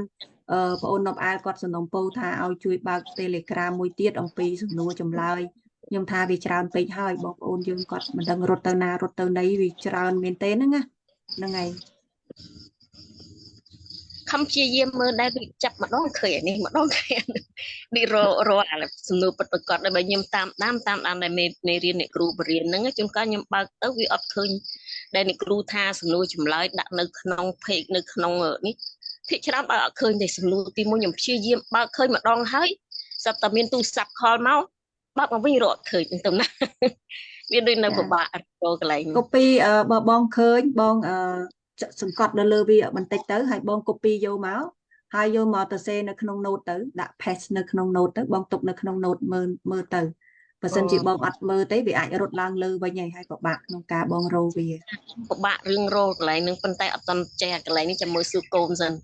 cha sư côn ai pra pi rồi việc copy hay nâng paste nó không nốt cha paste nó không nốt tới dương ai mơ hay dương ai thơ vì bạn cha con này cứ cha sang thuộc ở con tràn bong này trong tràn nhung có bà rom đây nhung khơi bong ôn dương rốt từ rốt màu này phong nô phong chẳng năng ngay cha ở con tràn bong sấy Paul Pan miền ấy bong nè kêu thở đầm mong ní tiết để nhầm xua trong xua môi bàn tay anh ấy về mới hiện từ lần tây chê nè kêu cha ai cô ban on ở ấy bong xua măng bàn tay khai bong ôn dương có thay mấy có ở toàn trẻ chà này bình sơ mấy năm kia từ chơi kia xua tha ta bỏ vén hay nâng sờ lọp đôi kia on nè kêu phổ vang hai nâng sờ lóp ở đôi kia tề phổ vang cứ ông phúc ông rệt xa phúc chết cầm nợ chừng này ai sờ lóp nâng cứ chụpวันvào mùi á bông chẳng cana sờ lóp nâng vì thay chất vì nơi cao tề bông bàn tay còn là chụpวันnó vì cao vào mùi đòn vì ăn cao cầm pi đòn tề bờ phổ vang vì nó pe là dương cây lụa ngập chân tại mà đó nó phổ vang là hột nó bông vì ăn men chi phải thay chất tề những đằng hai phổ vang vía thưa cây chợ bao vía cao thưa tăng vào mùi chẳng vì thưa là cao thưa chẳng cần lại dương cây lụa ngập nó cứ phổ vang là hột từ ăn men thưa là không thưa tề bàn tay nó pe là dương sờ lóp cứ vì thưa cách nó không thưa chẳng hả bông và praterនៅក្នុងទ្វារមានចិត្តផ្សេងហើយនឹងនៅពេលហ្នឹងគឺចង្វាន់គឺចង្វាន់មានតែ6ខណៈតែប៉ុណ្ណោះ ចាអ្នកគ្រូខ្ញុំអត់យល់ច្បាស់ប៉ុន្តែខ្ញុំថាអត់ដូចគ្នាដែរខ្ញុំគាត់អូនភាពសួរមកខ្ញុំថាអត់ដូចគ្នាទៅភាពថាដូចជាដូចគ្នាទេហើយពួកអីស្លាប់លេងដឹងអីខ្ញុំថាអត់ដូចទេស្លាប់ហើយប្រវាំងអត់ដូចទេគាត់ថាខ្ញុំអត់យល់ជ្រៅដូចអ្នកគ្រូប្រាប់អត់តន់យល់ទេប៉ុន្តែខ្ញុំថាអត់ដូចเอาគ្នាបកាយគ្នាពីម្សិលមិនបកាយបងអត់ដូចទេស្លាប់ក៏វានៅមានវិធីចិត្តប្រព្រឹត្តទៅដែរវាប្រព្រឹត្តទៅនៅក្នុងទ្វារដែរហើយខណៈមុនយើងស្លាប់ដែលហៅថាមរណាសន្នជីវ័នហ្នឹងក៏ប្រព្រឹត្តទៅនៅក្នុងទ្វារដែរមរណាសន្នជីវ័នហ្នឹងគឺជីវ័នមានតែ5ដែរប៉ុន្តែវាប្រព្រឹត្តទៅនៅក្នុងទ្វារអត់មានដូចយើងខណៈយើងកេងលក់ស្ងប់ទេខណៈយើងកេងលក់ស្ងប់គឺមានតែប្រវាំងរហូតទៅអត់មានប្រព្រឹត្តទៅនៅក្នុងទ្វារទេអញ្ចឹងហ៎បងចាអ្នកគ្រូអរគុណច្រើនច្បាស់ហើយអរគុណច្រើនអ្នកគ្រូធុបបងហ្នឹងហើយបងអូនធីរីចាបងអូនធីរីជាប់ជាមួយអូនប៉លផានមួយទៀតដាក់ថ្នាំសណ្ដំការដាក់ថ្នាំសណ្ដំជីវ័នមកនៅ6ខណៈឬក៏ជីវ័នមិនណាតំណបើសិនជាសន្លប់អាហ្នឹងវាបើសិនជាដូចថាដាក់ទៅវាអត់ដឹងអីអាចនៅក្នុងទ្វារដែរបងប៉ុន្តែវាអត់មានជាការកេងលក់ទេចឹងការដាក់ថ្នាំហ្នឹងវាធ្វើឲ្យយើងស្លាប់នឹងឯងយល់ថានៅវាជាជីវ័នប៉ុន្តែអាហ្នឹងដឹងជាជីវ័ន6ខណៈឬមួយក៏ប្រមាណអាហ្នឹងវាអាចដែរបងបើសិនជាមិនមែនជាស្លាប់ទេវាអាច7ប៉ុន្តែបើសិនជាចូលរហូតទៅដល់ថ្នាំនឹងធ្វើឲ្យស្លាប់អាហ្នឹងនៅ6ឯង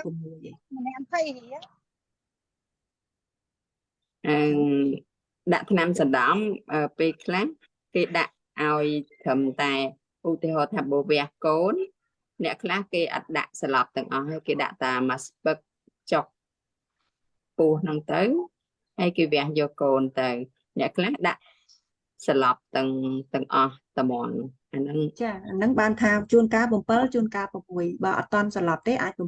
7បើតតែស្លាប់បាននៅ6អញ្ចឹងហ្នឹងហើយអរគុណច្រើនអ្នកគ្រូអានបងហ្នឹងហើយអូនធីរីអញ្ជើញអូនចាជំរាបសួរអ្នកគ្រូនិងញាតិធម៌ទាំងអស់ខ្ញុំព្យាយាមចូលពីអាទិត្យទេអ្នកគ្រូអើយតែមិនបានចូលថ្ងៃហ្នឹងចាអរគុណអ្នកគ្រូចាសាធុអូនហ្នឹងហើយ ចឹងម៉ោងរបស់យើងច្រើននឹងថ្ងៃម៉ោងរបស់យើងគ្រាន់តែយើងឆ្លើយសំណួរហើយនឹងសួរសំណួរអស់1ម៉ោងបាត់យើងអត់មានបានសិក្សាអត់បានអីទេប៉ុន្តែមុននឹងយើងបញ្ចប់ពីព្រោះរៀនតែ1ម៉ោងទេរំលឹកមេរៀនចាស់បន្តិចហើយចូលមេរៀនថ្មីបន្តិចទៅនឹងថ្ងៃនៅម៉ោងបន្តិចនឹងថ្ងៃយើងសិក្សាអំពីបរិច្ឆេទទី2គឺចេតសិកបរមត្តហ្នឹងឯងនឹងឯដែលយើងសិក្សាអំពីបរមត្តធម៌មួយនៅក្នុងចំណោមបរមត្តធម៌ទាំង4បរមត្តធម៌មួយក្នុងចំណោមបរមត្តធម៌ទាំង4នោះគឺជាចេតសិកបរមត្តបរិច្ឆេទទី2ហើយកាលពីថ្ងៃចុងក្រោយនេះគឺយើងបានសិក្សាអំពីចេតសិក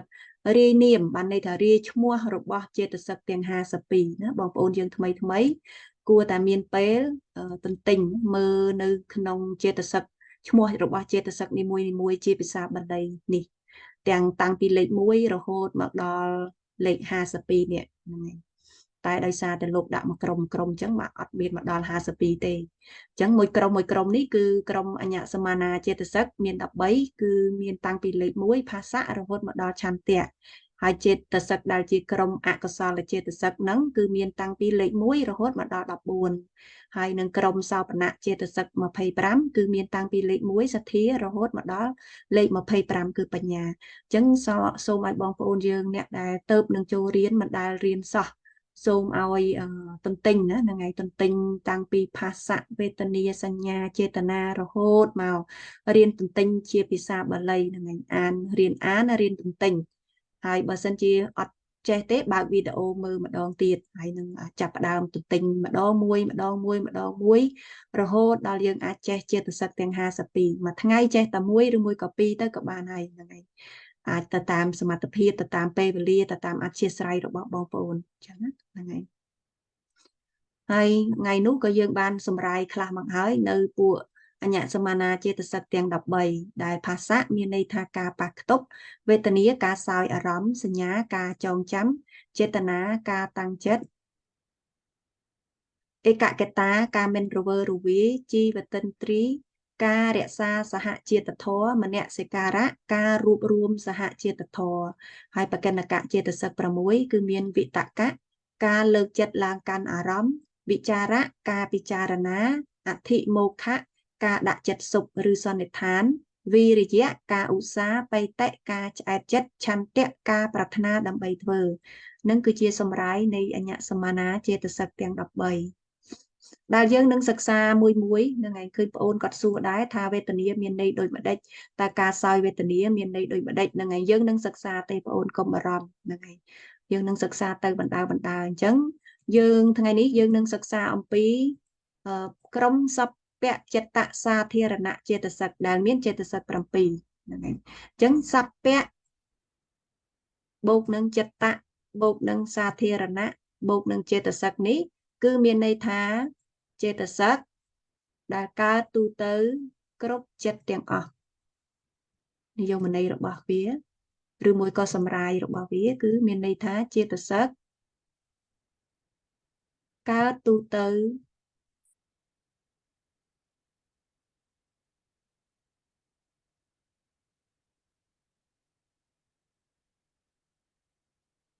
គ្រប់ចិត្តទាំងអស់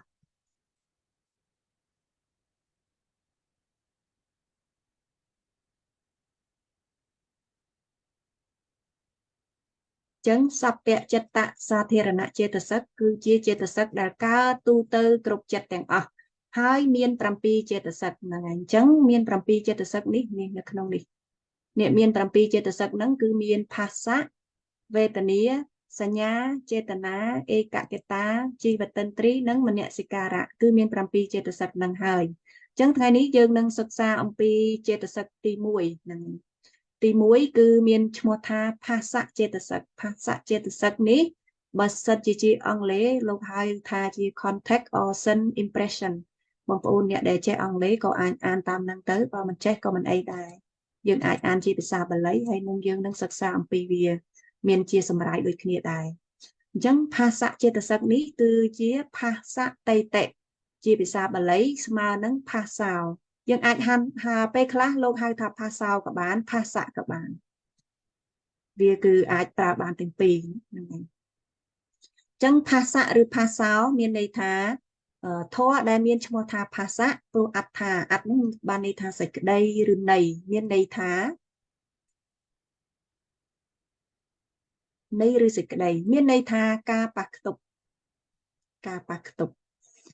ប្រៀបដោយពពែពីរពពែមួយដូចជាអាយតនៈខាងក្នុងអាយតនៈខាងក្នុងអាយតនៈមានន័យថាជាទីស្រូបឬជាទីដឹងនៅអារម្មណ៍ឬមួយក៏ជាលំនៅឬមួយជាអណ្ដូងជាគេហដ្ឋានអីជាដើមអញ្ចឹងអាយតនៈខាងក្នុងនេះគឺមាន6ថ្ងៃខ្ញុំអាចនឹងទៅសេចែកជូនបងប្អូនដើម្បីបងប្អូនបានដឹងអាយតនៈខាងក្នុងមាន6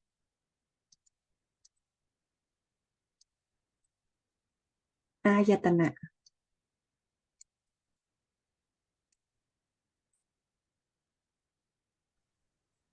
អាយតនៈទាំងអស់មាន2ណាហ្នឹងហើយអាយតនៈមាន2គឺអាយតនៈខាងក្នុង6និងអាយតនៈខាងក្រៅ6ហ្នឹងហើយអាចថាមាន12ចឹងក៏បានអាយតនៈមាន12គឺអាយតនៈខាងក្នុង6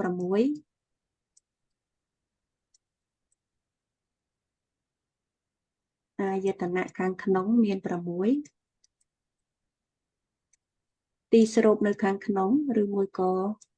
កន្លែងដែលតភ្ជាប់ខាងក្នុង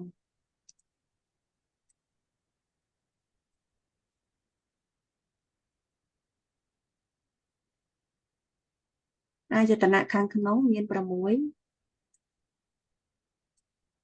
ងហើយទី1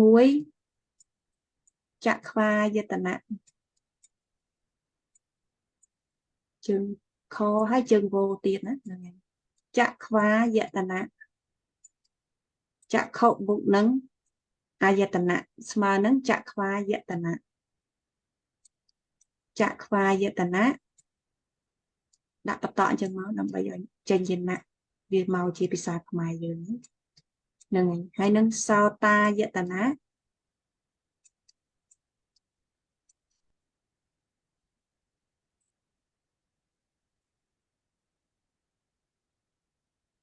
ទី3ភានាយតនៈ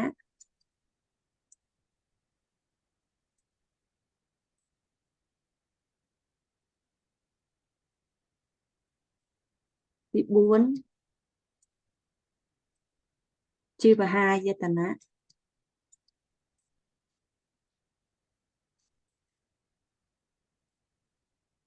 ជីវហាយតនៈ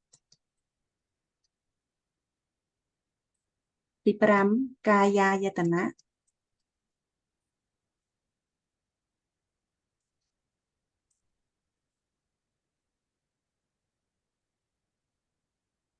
ទី6មនាយតនៈ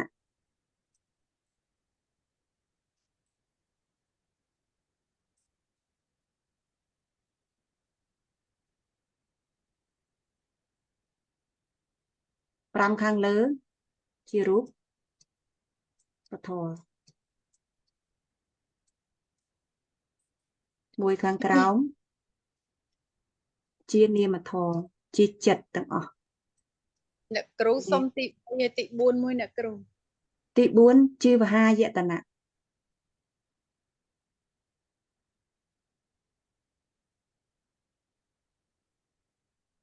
ជានាមធម៌នេះបានដល់ចិត្តទាំងអស់មនាយតនៈអង្គធម៌បានដល់ចិត្តទាំងអស់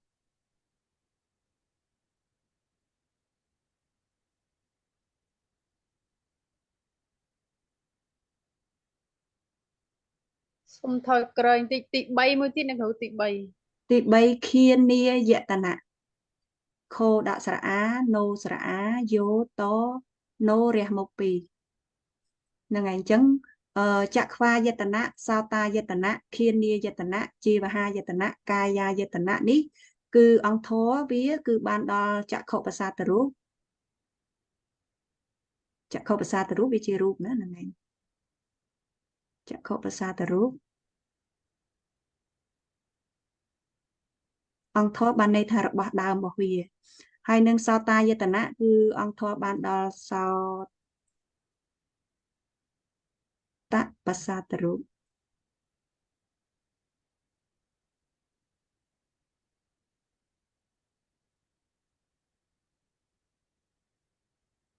នេះសិនមក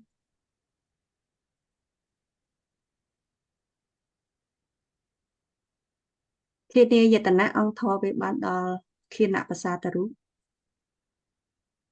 យើងដឹងខ្លះខ្លះអញ្ចឹងទៅណាហ្នឹងឯងដឹងខ្លះខ្លះអញ្ចឹងទៅពីដើមអញ្ចឹងទៅដល់ពេលយើងទៅដល់ខាងមុខយើងស្រួលខៀនបសាទរូបហើយជីវហាយតនៈអង្គធរវាគឺជីវហាបសាទរូប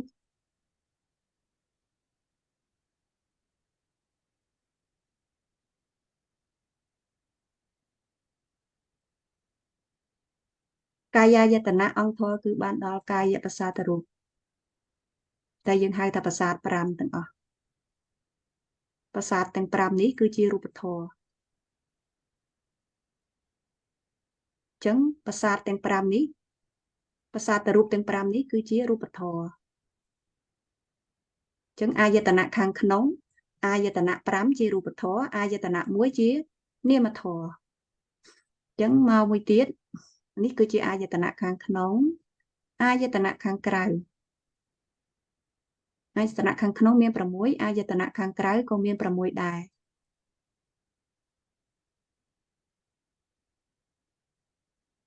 អាយតនៈខាងក្រៅក៏មាន6ដែរ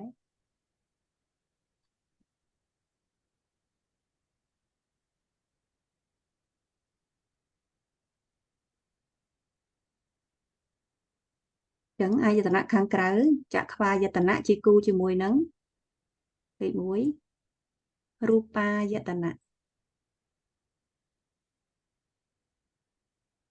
រូបាយតនៈដែលរូបាយតនៈអង្គធររបស់វាបានដល់រូបារម្មណ៍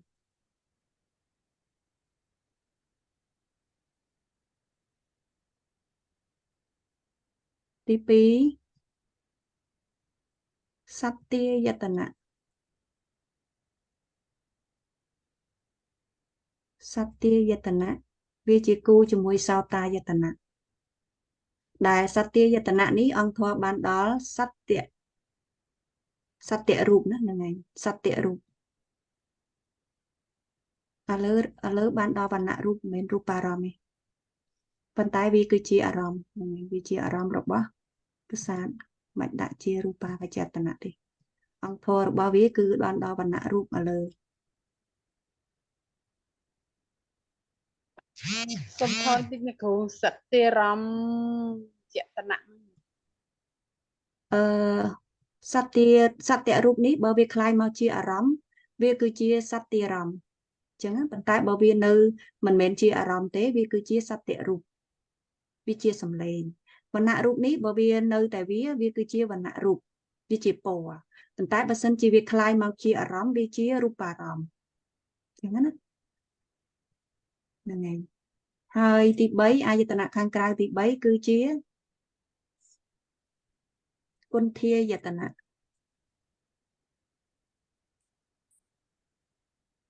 គុន្ធាយតនៈនេះ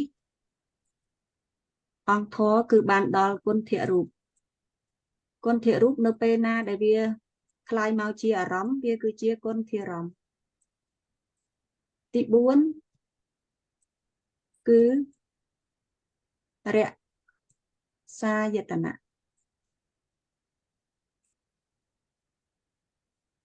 រក្សាយតនៈចុច2មកផងเนาะតែអង្គធររបស់វាគឺបានដល់រក្សារូបនៅពេលដែលរក្សារូបវាคล้ายមកជាអារម្មណ៍វាយើងនឹងហៅឈ្មោះថារក្សារម្មណ៍ទី5ផោតថពាយតនៈផោតថពាយតនៈផោតថពាយតនៈនេះអង្គធរវាបានដល់ផោតថពរូប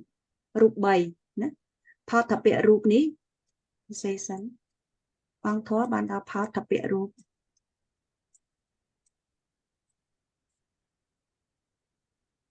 ផោតថពរូបនេះគឺបានដល់រូប3បានដល់បថវ័យភាពរឹងភាពទន់បថវ័យ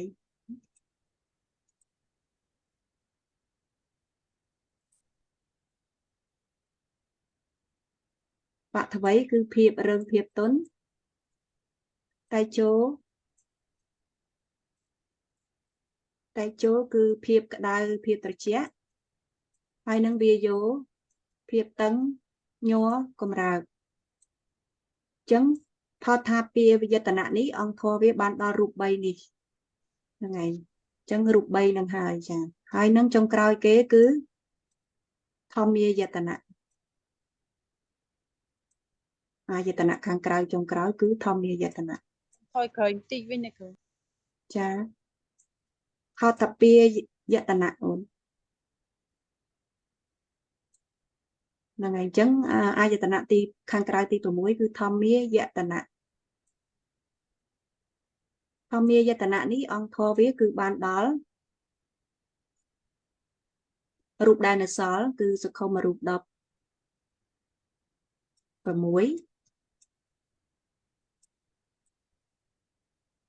សក្ខុមរូប16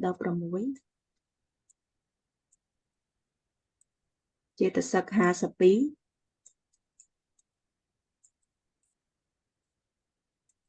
ចេតសិក52និងនិព្វាន1និព្វាន1ហ្នឹងហើយនេះគឺជាអាយតនៈទាំង12អាយតនៈទាំង12គឺចែកចេញជា2គឺអាយតនៈខាងក្នុងមាន6និងអាយតនៈខាងក្រៅមាន6ហើយនឹងអាយតនៈខាងក្នុងនេះគឺចក្ខវាយតនៈអង្គធរបានដល់ចក្ខុប្រសាទរូបសោតាយតនៈអង្គធរបានដល់សោតប្រសាទរូបឃានាយតនៈអង្គធរបានដល់ឃានប្រសាទរូបជីវហាយតនៈអង្គធរបានដល់ជីវហាប្រសាទរូបកាយាយតនៈអង្គធរបានដល់កាយប្រសាទរូបដែលរូបទាំង5នេះយើងហៅថាប្រសាទរូបទាំង5នេះជារូបធម៌ចំណែកអាយតនៈខាងក្នុងទី6នេះគឺជាមនីយតនៈមនីយតនៈនេះគឺជារូបធម៌អង្គធរបានដល់ចិត្តទាំងអស់ហើយនឹងអាយតនៈខាងក្រៅមាន6ដែររូបាយតនៈអង្គធរបានដល់វណ្ណៈរូបសត្យាយតនៈអង្គធរបានដល់សត្យរូបគុន្ធាយតនៈអង្គធរបានដល់គុន្ធរូបរក្សាយតនៈអង្គធរបានដល់រក្សារូបផោថពាយតនៈអង្គធរបានដល់ផោថពរូបដែលមានរូប3គឺបថវ័យតៃជោវិយោហើយនឹងធម្មាយតនៈអង្គធរបានដល់សក្ខុមរូប16ចេតសិក52និព្វាន1ដែលអាយតនៈខាងក្រៅ5នេះបានដល់រូប7រូប7ជារូបធម៌អញ្ចឹងរូបទាំង7នេះជារូបធម៌ណាហើយនឹងធម្មាយតនៈអង្គធរបានដល់រូបធម៌ផងនាមធម៌ផងសក្ខុមរូប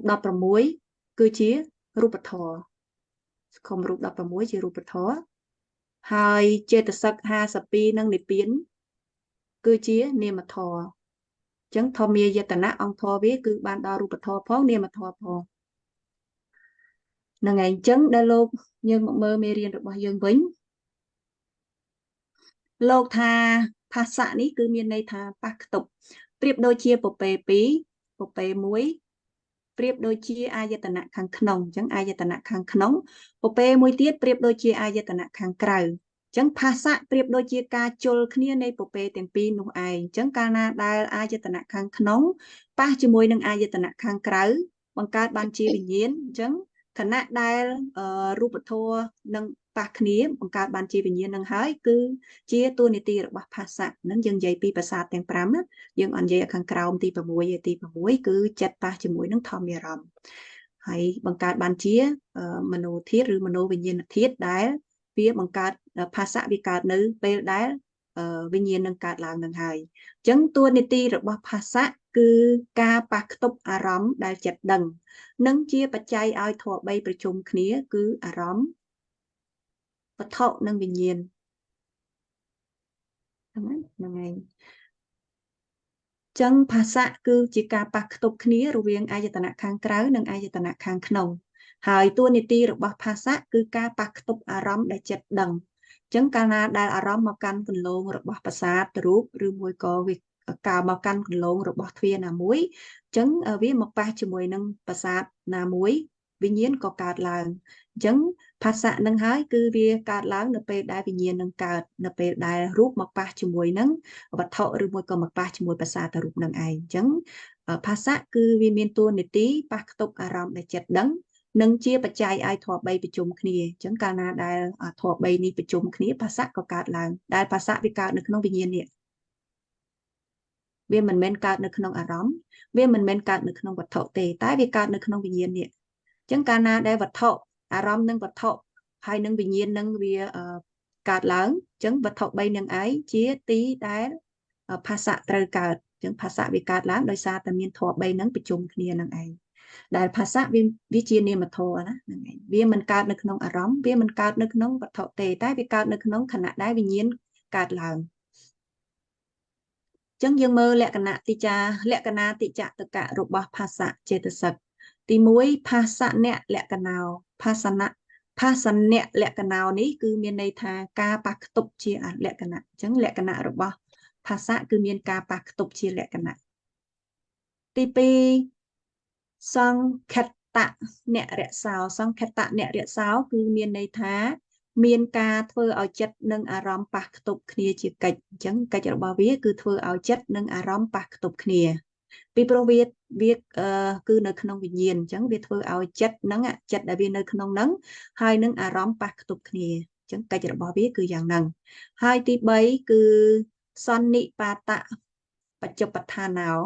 មានការប្រជុំរវាងអារម្មណ៍វត្ថុចិត្តជាអាការៈប្រកបអញ្ចឹងផលរបស់ភាសៈហ្នឹងគឺនៅពេលដែលអារម្មណ៍វត្ថុហើយនឹងចិត្តប្រជុំគ្នាគឺបានន័យថាភាសៈគឺកើតឡើងនៅពេលហ្នឹងឯងហើយនឹងទី4អបាថកតវិសយៈបតតដ្ឋាណោមានអារម្មណ៍មកកាន់កន្លងជាហេតុចិត្តអញ្ចឹងហេតុចិត្តរបស់ភាសៈគឺតលតែមានអារម្មណ៍មកកាន់កន្លងបើមិនមានអារម្មណ៍មកកាន់កន្លងទេភាសៈក៏មិនអាចកើតឡើងបានដែរយើងដឹងហើយអារម្មណ៍ទាំងអស់គឺមាន6ហ្នឹងហើយគឺមានរូបារម្មណ៍សត្យារម្មណ៍គុណធារម្មណ៍រក្សារម្មណ៍ផោធពារម្មណ៍និងធម្មារម្មណ៍អញ្ចឹងកាលណាអារម្មណ៍ណាមួយវាមកកាន់កន្លងទៅអាចឲ្យភាសៈចេតសិកនឹងកើតបានពីព្រោះភាសៈចេតសិកវាគឺជានាមធម៌វាកើតតែនៅក្នុងចិត្តទេវាកើតនៅក្នុងវិញ្ញាណដែលយើងហៅថាវិញ្ញាណហ្នឹងអញ្ចឹងអានេះយើងរៀនតែមួយបានហើយរៀនតែពីភាសៈបានហើយអញ្ចឹងភាសៈគឺមានន័យថាការប៉ះខ្ទប់គឺ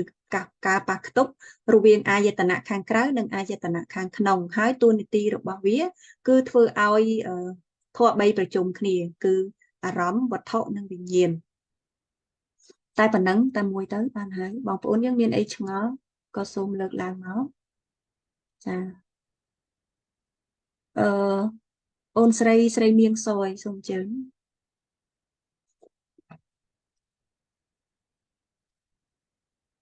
ចាស្រីមៀងសយអញ្ជើញ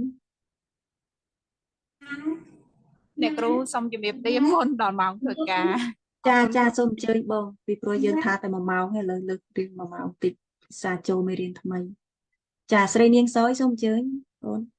អ្នកគ្រូត្រង់ភាសៈចេតសិកហ្នឹងនឹងរាប់ចូលក្នុងភាសៈចេតសិកមានអញ្ញនៈសមាណា13ចែកចេញពី2ហ្នឹងណាគ្រូចាភាសៈគឺស្ថិតនៅក្នុងក្រុមសព្វចិត្តសាធារណៈចេតសិក7ហើយវាគឺជាវាស្ថិតនៅក្នុងក្រុមធំគឺអញ្ញសមាណាចេតសិក13វាគឺជានាមធម៌ចានឹងហើយបើយើងចែកជាខណ្ឌវាគឺជាសង្ខារខណ្ឌភាសៈចាបងស្រីធីតាបងប្រុសឌីណាសូមជើញហើយជំរាបសួរអ្នកគ្រូជំរាបសួរញាតិបងបាទខ្ញុំមានសំណួរត្រង់កន្លែងនេះអ្នកគ្រូចង់និយាយថានៅក្នុងអាយតនៈខាងក្នុងដូចជាកាយាយតនៈកាយភាសាតរូបchứដូចជាយើងឈឺពោះតើយើងចាត់ចូលនៅក្នុងអាយតនៈខាងក្នុងឬខាងក្រៅអ្នកគ្រូខណៈយើងឈឺពោះគឺកាយវិញ្ញាណវាដឹងថាយើងឈឺមានទុក្ខវេទនាកើតឡើងអញ្ចឹងខណៈហ្នឹងគឺចិត្តស្ថិតនៅក្នុងមនីយតនៈគឺជាអាយតនៈខាងក្នុងចិត្តទាំងអស់ជាមនីយតនៈបាទតែបើសិនជាយើងនិយាយតែពីកាយប្រសាទវាក៏ជាអាយតនៈខាងក្នុងដែរ ប៉ុន្តែនៅពេលដែលឈឺនឹងកើតឡើងគឺត្រូវតែមានអារម្មណ៍នឹងមកប៉ះហើយអញ្ចឹងអារម្មណ៍ដែលមកប៉ះជាមួយនឹងកាយប្រសាទអារម្មណ៍ហ្នឹងយើងហៅថាជាផោតពាអារម្មណ៍អញ្ចឹងផោតពាអារម្មណ៍បើយើងចាប់ពីវាជាអាយតនៈខាងក្រៅអញ្ចឹងអាយតនៈខាងក្រៅប៉ះជាមួយអាយតនៈខាងក្នុងកើតនឹងកាយវិញ្ញាណឡើងចាដែលកាយវិញ្ញាណនឹងហើយដែលយើងហៅថាភាសៈវាពេលប៉ះខ្ទប់នឹងឯងអញ្ចឹងមកចឹងអរគុណគ្រូយល់ចាសាធុបងស្រីមានអីឆ្ងល់ទេបង មាន អត់ទេបងអត់ទេអ្នកគ្រូ គាត់យល់អត់មានអ្នក ចាយល់អស់ហើយចានឹងអត់អីអញ្ចឹងភាសៈវាជានាមធម៌ណាវាកើតឡើងតតែមានអារម្មណ៍មកកាន់គន្លងរបស់ប្រសាទឬមួយមកកាន់គន្លងរបស់ចិត្តចាធីតាសូមអញ្ជើញ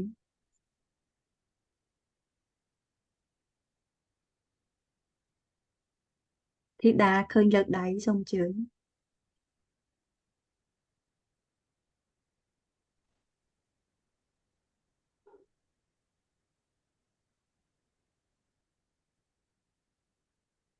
ចាធីតាគាត់ឃើញបើកហើយគាត់អត់អីគាត់ប្រហែលជាបិទវិញអញ្ចឹងបងអូនជាងភៀងអញ្ជើញបងអូន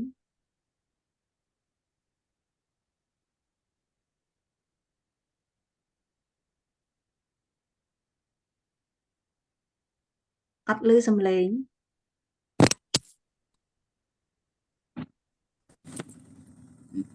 អ្នកគ្រូលឺខ្ញុំនិយាយអត់អ្នកគ្រូ ចាលឺហើយបងអូនលឺអរគុណអ្នកគ្រូសូមគោរពអ្នកគ្រូព្រមទាំងបងប្អូនទៀតអ្នកគ្រូមនីយតនៈមិញអង្គធម៌បានដល់ចិត្តមែនអ្នកគ្រូ ចាមនីយតនៈអង្គធម៌បានដល់ចិត្តទាំងអស់អញ្ចឹងចិត្តទាំងអស់គឺជាអាយតនៈខាងក្នុងជាមនីយតនៈ បាទមនីយតនៈនឹងជារូបធម៌វិញអ្នកគ្រូហ៎ ជានាមធម៌ចិត្តទាំងអស់ជានាមធម៌ ខ្ញុំមិញស្ដាប់អ្នកគ្រូបញ្យល់មិញរូបធម៌បានមិនសួរ អញ្ចឹងប្រហែលខ្ញុំនិយាយខុសដឹង ចិត្តធម៌មេយតនៈនិងធម៌មេរមដូចគ្នាអត់អ្នកគ្រូ ធម្មាយតនៈនិងធម្មារម្មណ៍គឺអង្គធម៌អត់ដូចគ្នាទេ អូចង់ ចា ដូចគ្នាបានធម៌ ចាធម្មារម្មណ៍វាមានទាំងបញ្ញត្តិវាមានទាំងបរមត្ថប៉ុន្តែធម្មាយតនៈគឺមានតែបរមត្ថធម៌សុទ្ធ បាទខុសគ្នាខ្ញុំមកដូចគ្នាការយល់របស់ខ្ញុំខុសទេចឹង ចានឹងហើយយើងមើលអង្គធម៌ចាអង្គធម៌របស់ធម្មារម្មណ៍អង្គធម៌វាបានដល់ចិត្តទាំងអស់ចេតសិកទាំងអស់រូប21និព្វាន1និងបញ្ញត្តិទៀតចំណែកធម្មាយតនៈអង្គធម៌វាបានដល់បរមត្ថធម៌សុទ្ធអត់មានចិត្តទេមានតែ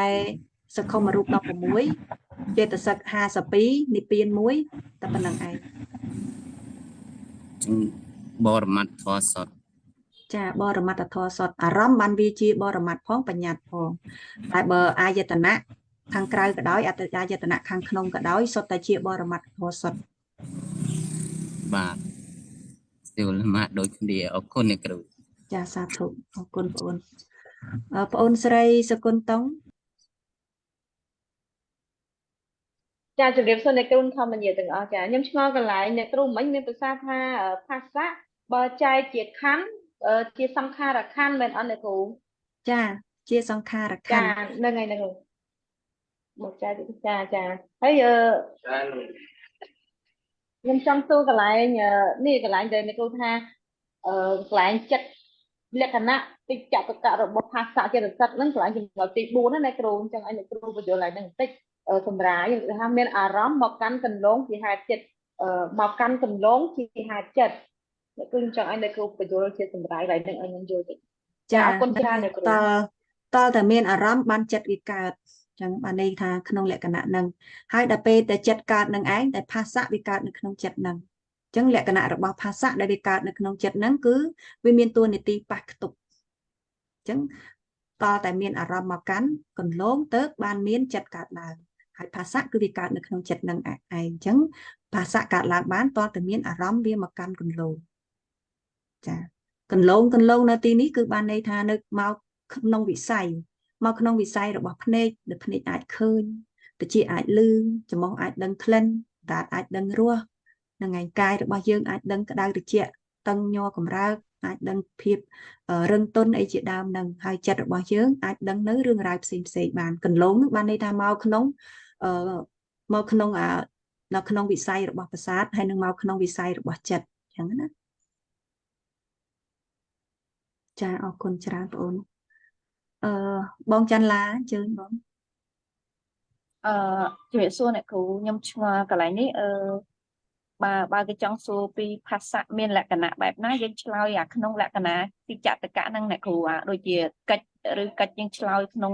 នឹងដែរអាការៈប្រកបហើយនឹងហេតុចិត្តអីចឹងណាគ្រូ បើសុំចង់ដឹងថាតើភាសាមានលក្ខណៈយ៉ាងណានេះឆ្លើយតែចម្លើយទី1ហ្នឹងបានហើយភាសាគឺមានការប៉ះផ្ទុកជាលក្ខណៈហើយបើចង់សួរថាតើភាសាមានកិច្ចយ៉ាងដូចម្ដេចភាសាគឺមានការធ្វើឲ្យចិត្តនិងអារម្មណ៍ប៉ះផ្ទុកគ្នាជាកិច្ចចាបើយើងចង់សួរមួយ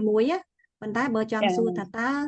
ភាសាចេតសិកមានលក្ខណៈតិចតកៈយ៉ាងដូចម្ដេចខ្លះអាហ្នឹងយើងឆ្លើយទាំង4ហ្នឹងចាឆ្លើយទាំង4ចាយល់ហើយអ្នកគ្រូចឹងខ្ញុំសម្រួលខ្ញុំមានប៉ុណ្ណឹងចាចង់សួរឲ្យច្បាស់កន្លែងហ្នឹងបន្តិចចាសាធុហ្នឹងអរគុណច្រើនចាធីតា2023សូមអញ្ជើញ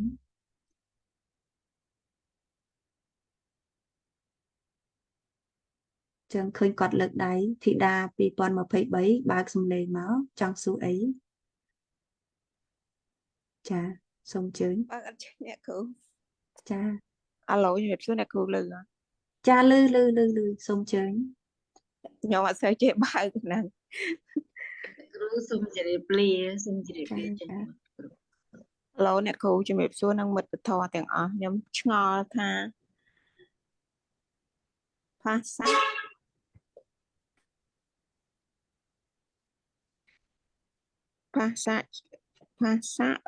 ការប៉ះផ្ទុកប្រៀបដូចពពែ2ពពែ1ជាអាយតនៈខាងក្នុងពពែមួយទៀតជាអាយតនៈខាងក្រៅភាសាមានការចូលគ្នារវាងពពែទាំងពីរនេះឯងហើយទៅខ្ញុំឆ្ងល់ថាអ្នកគ្រូដល់ពេលកន្លែងហ្នឹងអាយតនៈខាងក្នុងអាយតនៈខាងក្រៅប៉ះគ្នាបានបង្កើតបានជាភាសាដល់ពេលមកកន្លែងភាសាមានអារម្មណ៍ប៉ះផ្ទុកគ្នារវាងចិត្តនិងអារម្មណ៍វត្ថុវិញ្ញាណហេតុអីបានមានទាំង3ហ្នឹងអ្នកគ្រូមិនមានតែអាយតនៈខាងក្នុងហើយនិងអាយតនៈខាងក្រៅទៅអ្នកគ្រូនឹងគឺដូចតែគ្នាទេអញ្ចឹងណានេះឲ្យយើងមកមើលនៅក្នុងនេះអាយតនៈខាងក្នុងនិងអាយតនៈខាងក្រៅដែលប៉ះគ្នានេះគឺវានឹងកើតនៅវិញ្ញាណនឹងឯងចឹងដូចជាយើងហៅថាអាយតនៈខាងក្រៅនេះគឺវណ្ណៈរូបនៅពេលដែលវាមកកាន់កន្លងវាคล้ายទៅជារូបារម្មណ៍ហើយវណ្ណៈរូបនេះហ្នឹងហើយវានឹងคล้ายទៅជាអារម្មណ៍ចារូបារម្មណ៍ចឹងរូបារម្មណ៍វាគឺជាអារម្មណ៍របស់អ្នកណានេះគឺវាត្រូវមកប៉ះជាមួយនឹងអាយតនៈខាងក្នុងគឺចក្ខវាយតនៈមកប៉ះជាមួយនឹងចក្ខុប្រសាទរូបចឹងរូបារម្មណ៍មកប៉ះជាមួយនឹងចក្ខុប្រសាទរូបកើតអីមកគឺកើតចក្ខុវិញ្ញាណមកកើតនៅការឃើញកើតឡើងចាគ្រាន់តែលោកអត់បញ្ជាក់តាអាយតនៈខាងក្នុងប៉ះជាមួយអាយតនៈខាងក្រៅលោកអត់បានបញ្ជាក់ថាវាមានវិញ្ញាណកើតឡើងតែប៉ុណ្ណឹងអញ្ចឹងនេះគឺវត្ថុដែលយើងនិយាយនេះវត្ថុនៅខាងក្នុងនេះវាគឺជាចក្ខុវត្ថុនេះហ្នឹងគឺជាវត្ថុចឹងអារម្មណ៍គឺជារបស់ខាងក្រៅជាអាយតនៈខាងក្រៅចឹងរូបអារម្មណ៍វាគឺជាអារម្មណ៍ហើយនឹងចក្ខវាយតនៈវាគឺជាវត្ថុហើយនឹងវិញ្ញាណនៃកើតឡើងចឹងវាគឺជាការប៉ះផ្ទុកគ្នារបស់ទាំង3នឹងឯងហៅថាជាការប៉ះផ្ទុករបស់ភាសៈចេតសិកចាអ្នកគ្រូចាដូចគ្នានឹងសត្យរូបនេះដែរសត្យរូបបើសិនជាវាคล้ายទៅជាអារម្មណ៍វាគឺជាសត្យអារម្មណ៍ចឹងសត្យអារម្មណ៍គឺជាអារម្មណ៍របស់នេះវាសត្យអារម្មណ៍មកកាន់កន្លងរបស់សោតទ្វានេះគឺវាមកប៉ះជាមួយនឹងសោតប្រសាទរូបវាមកប៉ះជាមួយនឹងសោតប្រសាទរូបគឺសោតវិញ្ញាណកើតឡើងចឹងកាលណារូបប៉ះជាមួយនឹងរូបវិញ្ញាណកើតឡើងនឹងឯងដែលយើងហៅថា វត្ថុអារម្មណ៍ហើយនិងវិញ្ញាណទាំង3នឹងប្រជុំគ្នាជាតួនាទីរបស់ភាសាអញ្ចឹង អ្នកគ្រូ ចា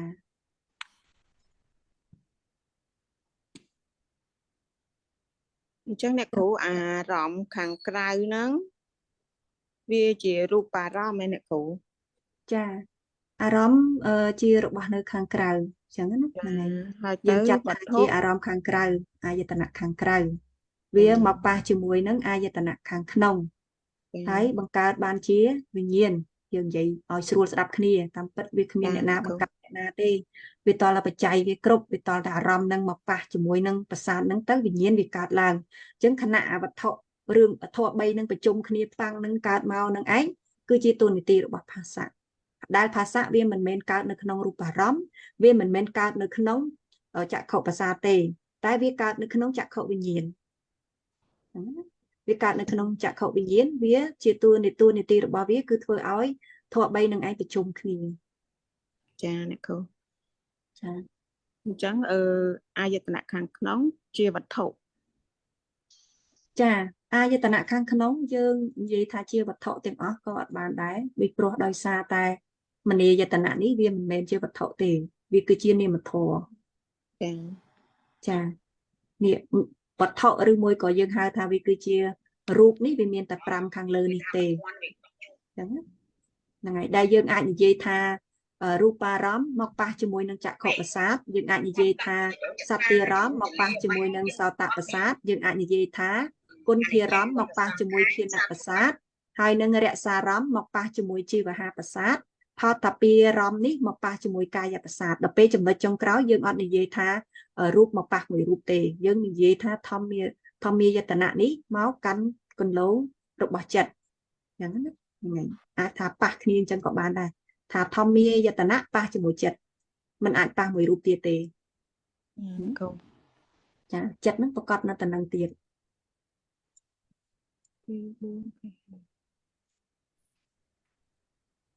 ចាអរគុណអ្នកគ្រូជំរាបលា គ្រប់ដឹងចាអរគុណច្រើនហ្នឹងហើយបងប្រុសឌីណាបងស្រីធីតា អត់មានសួរម្ដងទៀតអ្នកគ្រូមានចម្ងល់ទេគឺទៅជាឆ្ងល់អ្នកគ្រូចង់និយាយថាចង់សួរបញ្ជាក់អ្នកគ្រូថាចក្ខុប្រសាទរូបអង្គធម៌បានដល់ចក្ខវាយតនៈអញ្ចឹងអ្នកគ្រូ ចក្ខវាយតនៈអង្គធម៌បានដល់ចក្ខុប្រសាទរូប អញ្ចឹងមិនចក្ខុប្រសាទរូបអង្គធម៌បានដល់ចក្ខវាមែនទេអ្នកគ្រូអញ្ចឹង អត់មែនទេពីព្រោះវាគឺជារបស់ដើមរបស់វាគឺចក្ខុប្រសាទនឹងហើយចាអញ្ចឹងចក្ខវាយតនៈអង្គធម៌បានដល់ចក្ខុប្រសាទរូបបានន័យថាចក្ខវាយតនៈរបស់ដើមរបស់វាគឺជាចក្ខុប្រសាទរូប ចឹងចង់និយាយថាអ្នកគ្រូចង់និយាយថាចក្ខវាយតនៈជាភាសាបាលីយើងមិនអាចឲ្យជានិយមន័យបានទេមិនចឹង អាយតនៈយើងអាចឲ្យនិយមន័យវាបានបើសិនជាយើងមើលនៅក្នុងសទានក្រមលោកដាក់ថាជាអណ្ដូងឬមួយក៏ជាកន្លែងប៉ះខ្ទប់អីជាដើមអញ្ចឹងយើងអាចឲ្យនិយមន័យវាបានវាគឺជាកន្លែងតភ្ជាប់វាគឺជាគ្រឿងស្រូបអញ្ចឹងក៏បានដែរឬមួយក៏មានមួយន័យទៀតវាគឺជាទីដែលផ្សាយទៅកាយហើយអាចឲ្យសង្សារវដ្តនឹងយូរដោយសារតែវានឹងឯង នឹងនៅក្នុងមេរៀនបដិច្ចសមុប្បាតចាអរគុណច្រើនបងប្រុស អរគុណច្រើន បងស្រីមានអីឆ្ងល់បងអត់មានទេ អត់ទាន់ឆ្ងល់អ្នកគ្រូ ចេះអស់ហើយណាបង អរអ្នកគ្រូខ្ញុំអរ ចេះអស់ហើយចាបងវុយគីអញ្ជើញបងមានអីឆ្ងល់បង អ្នកគ្រូមិញខ្ញុំគាត់ច្រឡំក៏មិនអាយតនៈខាងក្រៅចក្ខវាយតនៈអង្គធម៌បានដល់វណ្ណរូបទៅពេលអាយតនៈខាងក្នុងចក្ខវាយតនៈអង្គធម៌បានដល់ចក្ខុប្រសាទរូបមិនបានអាខាងមុខដូចគ្នាអ្នកគ្រូខ្ញុំគាត់ខុសហើយ នេះបងអាយតនៈខាងក្នុង រូបា ចាចក្ខវាយតនៈអង្គធម៌បានដល់ចក្ខុប្រសាទរូបអានេះអាយតនៈខាងក្នុងដល់ពេលជាគូជាមួយអាយតនៈខាងក្រៅគឺរូបាយតនៈអង្គធម៌បានដល់វណ្ណរូប ខ្ញុំគាត់ខុសដាក់ចក្ខវាទាំងអស់ទាំងពីរចេះឆ្ងល់មិនបានដូចគ្នាទៅអង្គធម៌ខុសគ្នាវិញ ហ្នឹងហើយ អ្នកគ្រូអើយខ្ញុំកន្លែងហ្នឹងអត់ទាន់នេះសោះអ្នកគ្រូនៅវិញព័ន្ធរឿងថាអីអារម្មណ៍ អីវត្ថុអារម្មណ៍ហ្នឹងហើយនឹងនេះអាយតនៈមើលអ្នកគ្រូដល់ពេលអាយតនៈខាងក្នុងហ្នឹងយើងអត់ហៅថាជាវត្ថុទាំងអស់បានទេអញ្ចឹងចាអត់អាចហៅជាវត្ថុបាននេះបានតែ5ខាងលើឯបងអាមួយខាងក្រោមនេះយើងមិនអាចនិយាយថាធម្មាយតនៈមកប៉ះជាមួយនឹងហត្ថយវត្ថុអត់ទេពីព្រោះហត្ថយវត្ថុវាគឺជាសក្ខុមរូបវាគឺជារូបដែលมันអាចមានអ្នកណាមកប៉ះវាបានទេអញ្ចឹងណាបងអញ្ចឹងមានតែធម្មាយតនៈគឺវាមកប៉ះជាមួយចិត្តដែលជាទ្វាររបស់មโนទ្វារអញ្ចឹងណាយើងដាក់អញ្ចឹងតែវាជាអាយតនៈខាងក្នុងដូចគ្នាប៉ុន្តែវាមានឈ្មោះខុសគ្នាចាអាយតនៈខាងក្នុងវាគឺជាមនីយតនៈជានាមធម៌បានដល់ចិត្តទាំងអស់នឹងចម្លែងថ្លាចាអរគុណអ្នកគ្រូអរគុណចាសាធុហ្នឹងឯងយើងអ្នកខ្ញុំសូមឲ្យអ្នកគ្រូបាញ់អាធម្មារាជយតនៈសរសេរឲ្យខ្ញុំផងខ្ញុំអត់ចេះសរសេរតាមអត់ទាន់ណាចាបាញ់ចាំខ្ញុំយកមករៀនអ្នកគ្រូខ្ញុំសរសេរអត់ទាន់ខ្ញុំអត់ចេះចាអត់អីចាំខ្ញុំទៅសេឡើងវិញជូនចាអរគុណអ្នកគ្រូចាសាធុ Hello ជំរាបសួរអ្នកគ្រូចាជំរាបសួរអូនអ្នកគ្រូខ្ញុំខ្ញុំស្គាល់ថាអញ្ចឹងអាយតនៈខាងក្នុងហ្នឹងជាអារម្មណ៍ហ្នឹងយើងដកមនីអាយតនៈមួយចេញចិត្តទាំងអស់ហ្នឹងណាអ្នកគ្រូអាយតនៈខាងក្នុងវាមិនមែនជាអារម្មណ៍ទេវាដើរតួជាអារម្មណ៍ទេអាយតនៈខាងក្រៅបានដើរតួជាអារម្មណ៍ចាអូច្រឡំគ្នាអត់ធន់យល់អ្នកគ្រូជំរាបលាចាអរគុណច្រើនអត់អីទេយើងតិចទៀតនឹងចេះហើយយើងនឹងរៀនតចាសួរតែរហូតនឹងឯងចាអរគុណច្រើនចឹងដោយសារពេលវេលារបស់យើងច្រើនមកហើយនឹងឯងហើយមេរៀនបានរៀនតែភាសាមួយទេថ្ងៃនេះហើយយើងបានចេះអំពីអាយតនៈខាងក្នុងនិងអាយតនៈខាងក្រៅដែលអាយតនៈទាំង12ទាំងខាងក្នុងខាងក្រៅនេះគឺ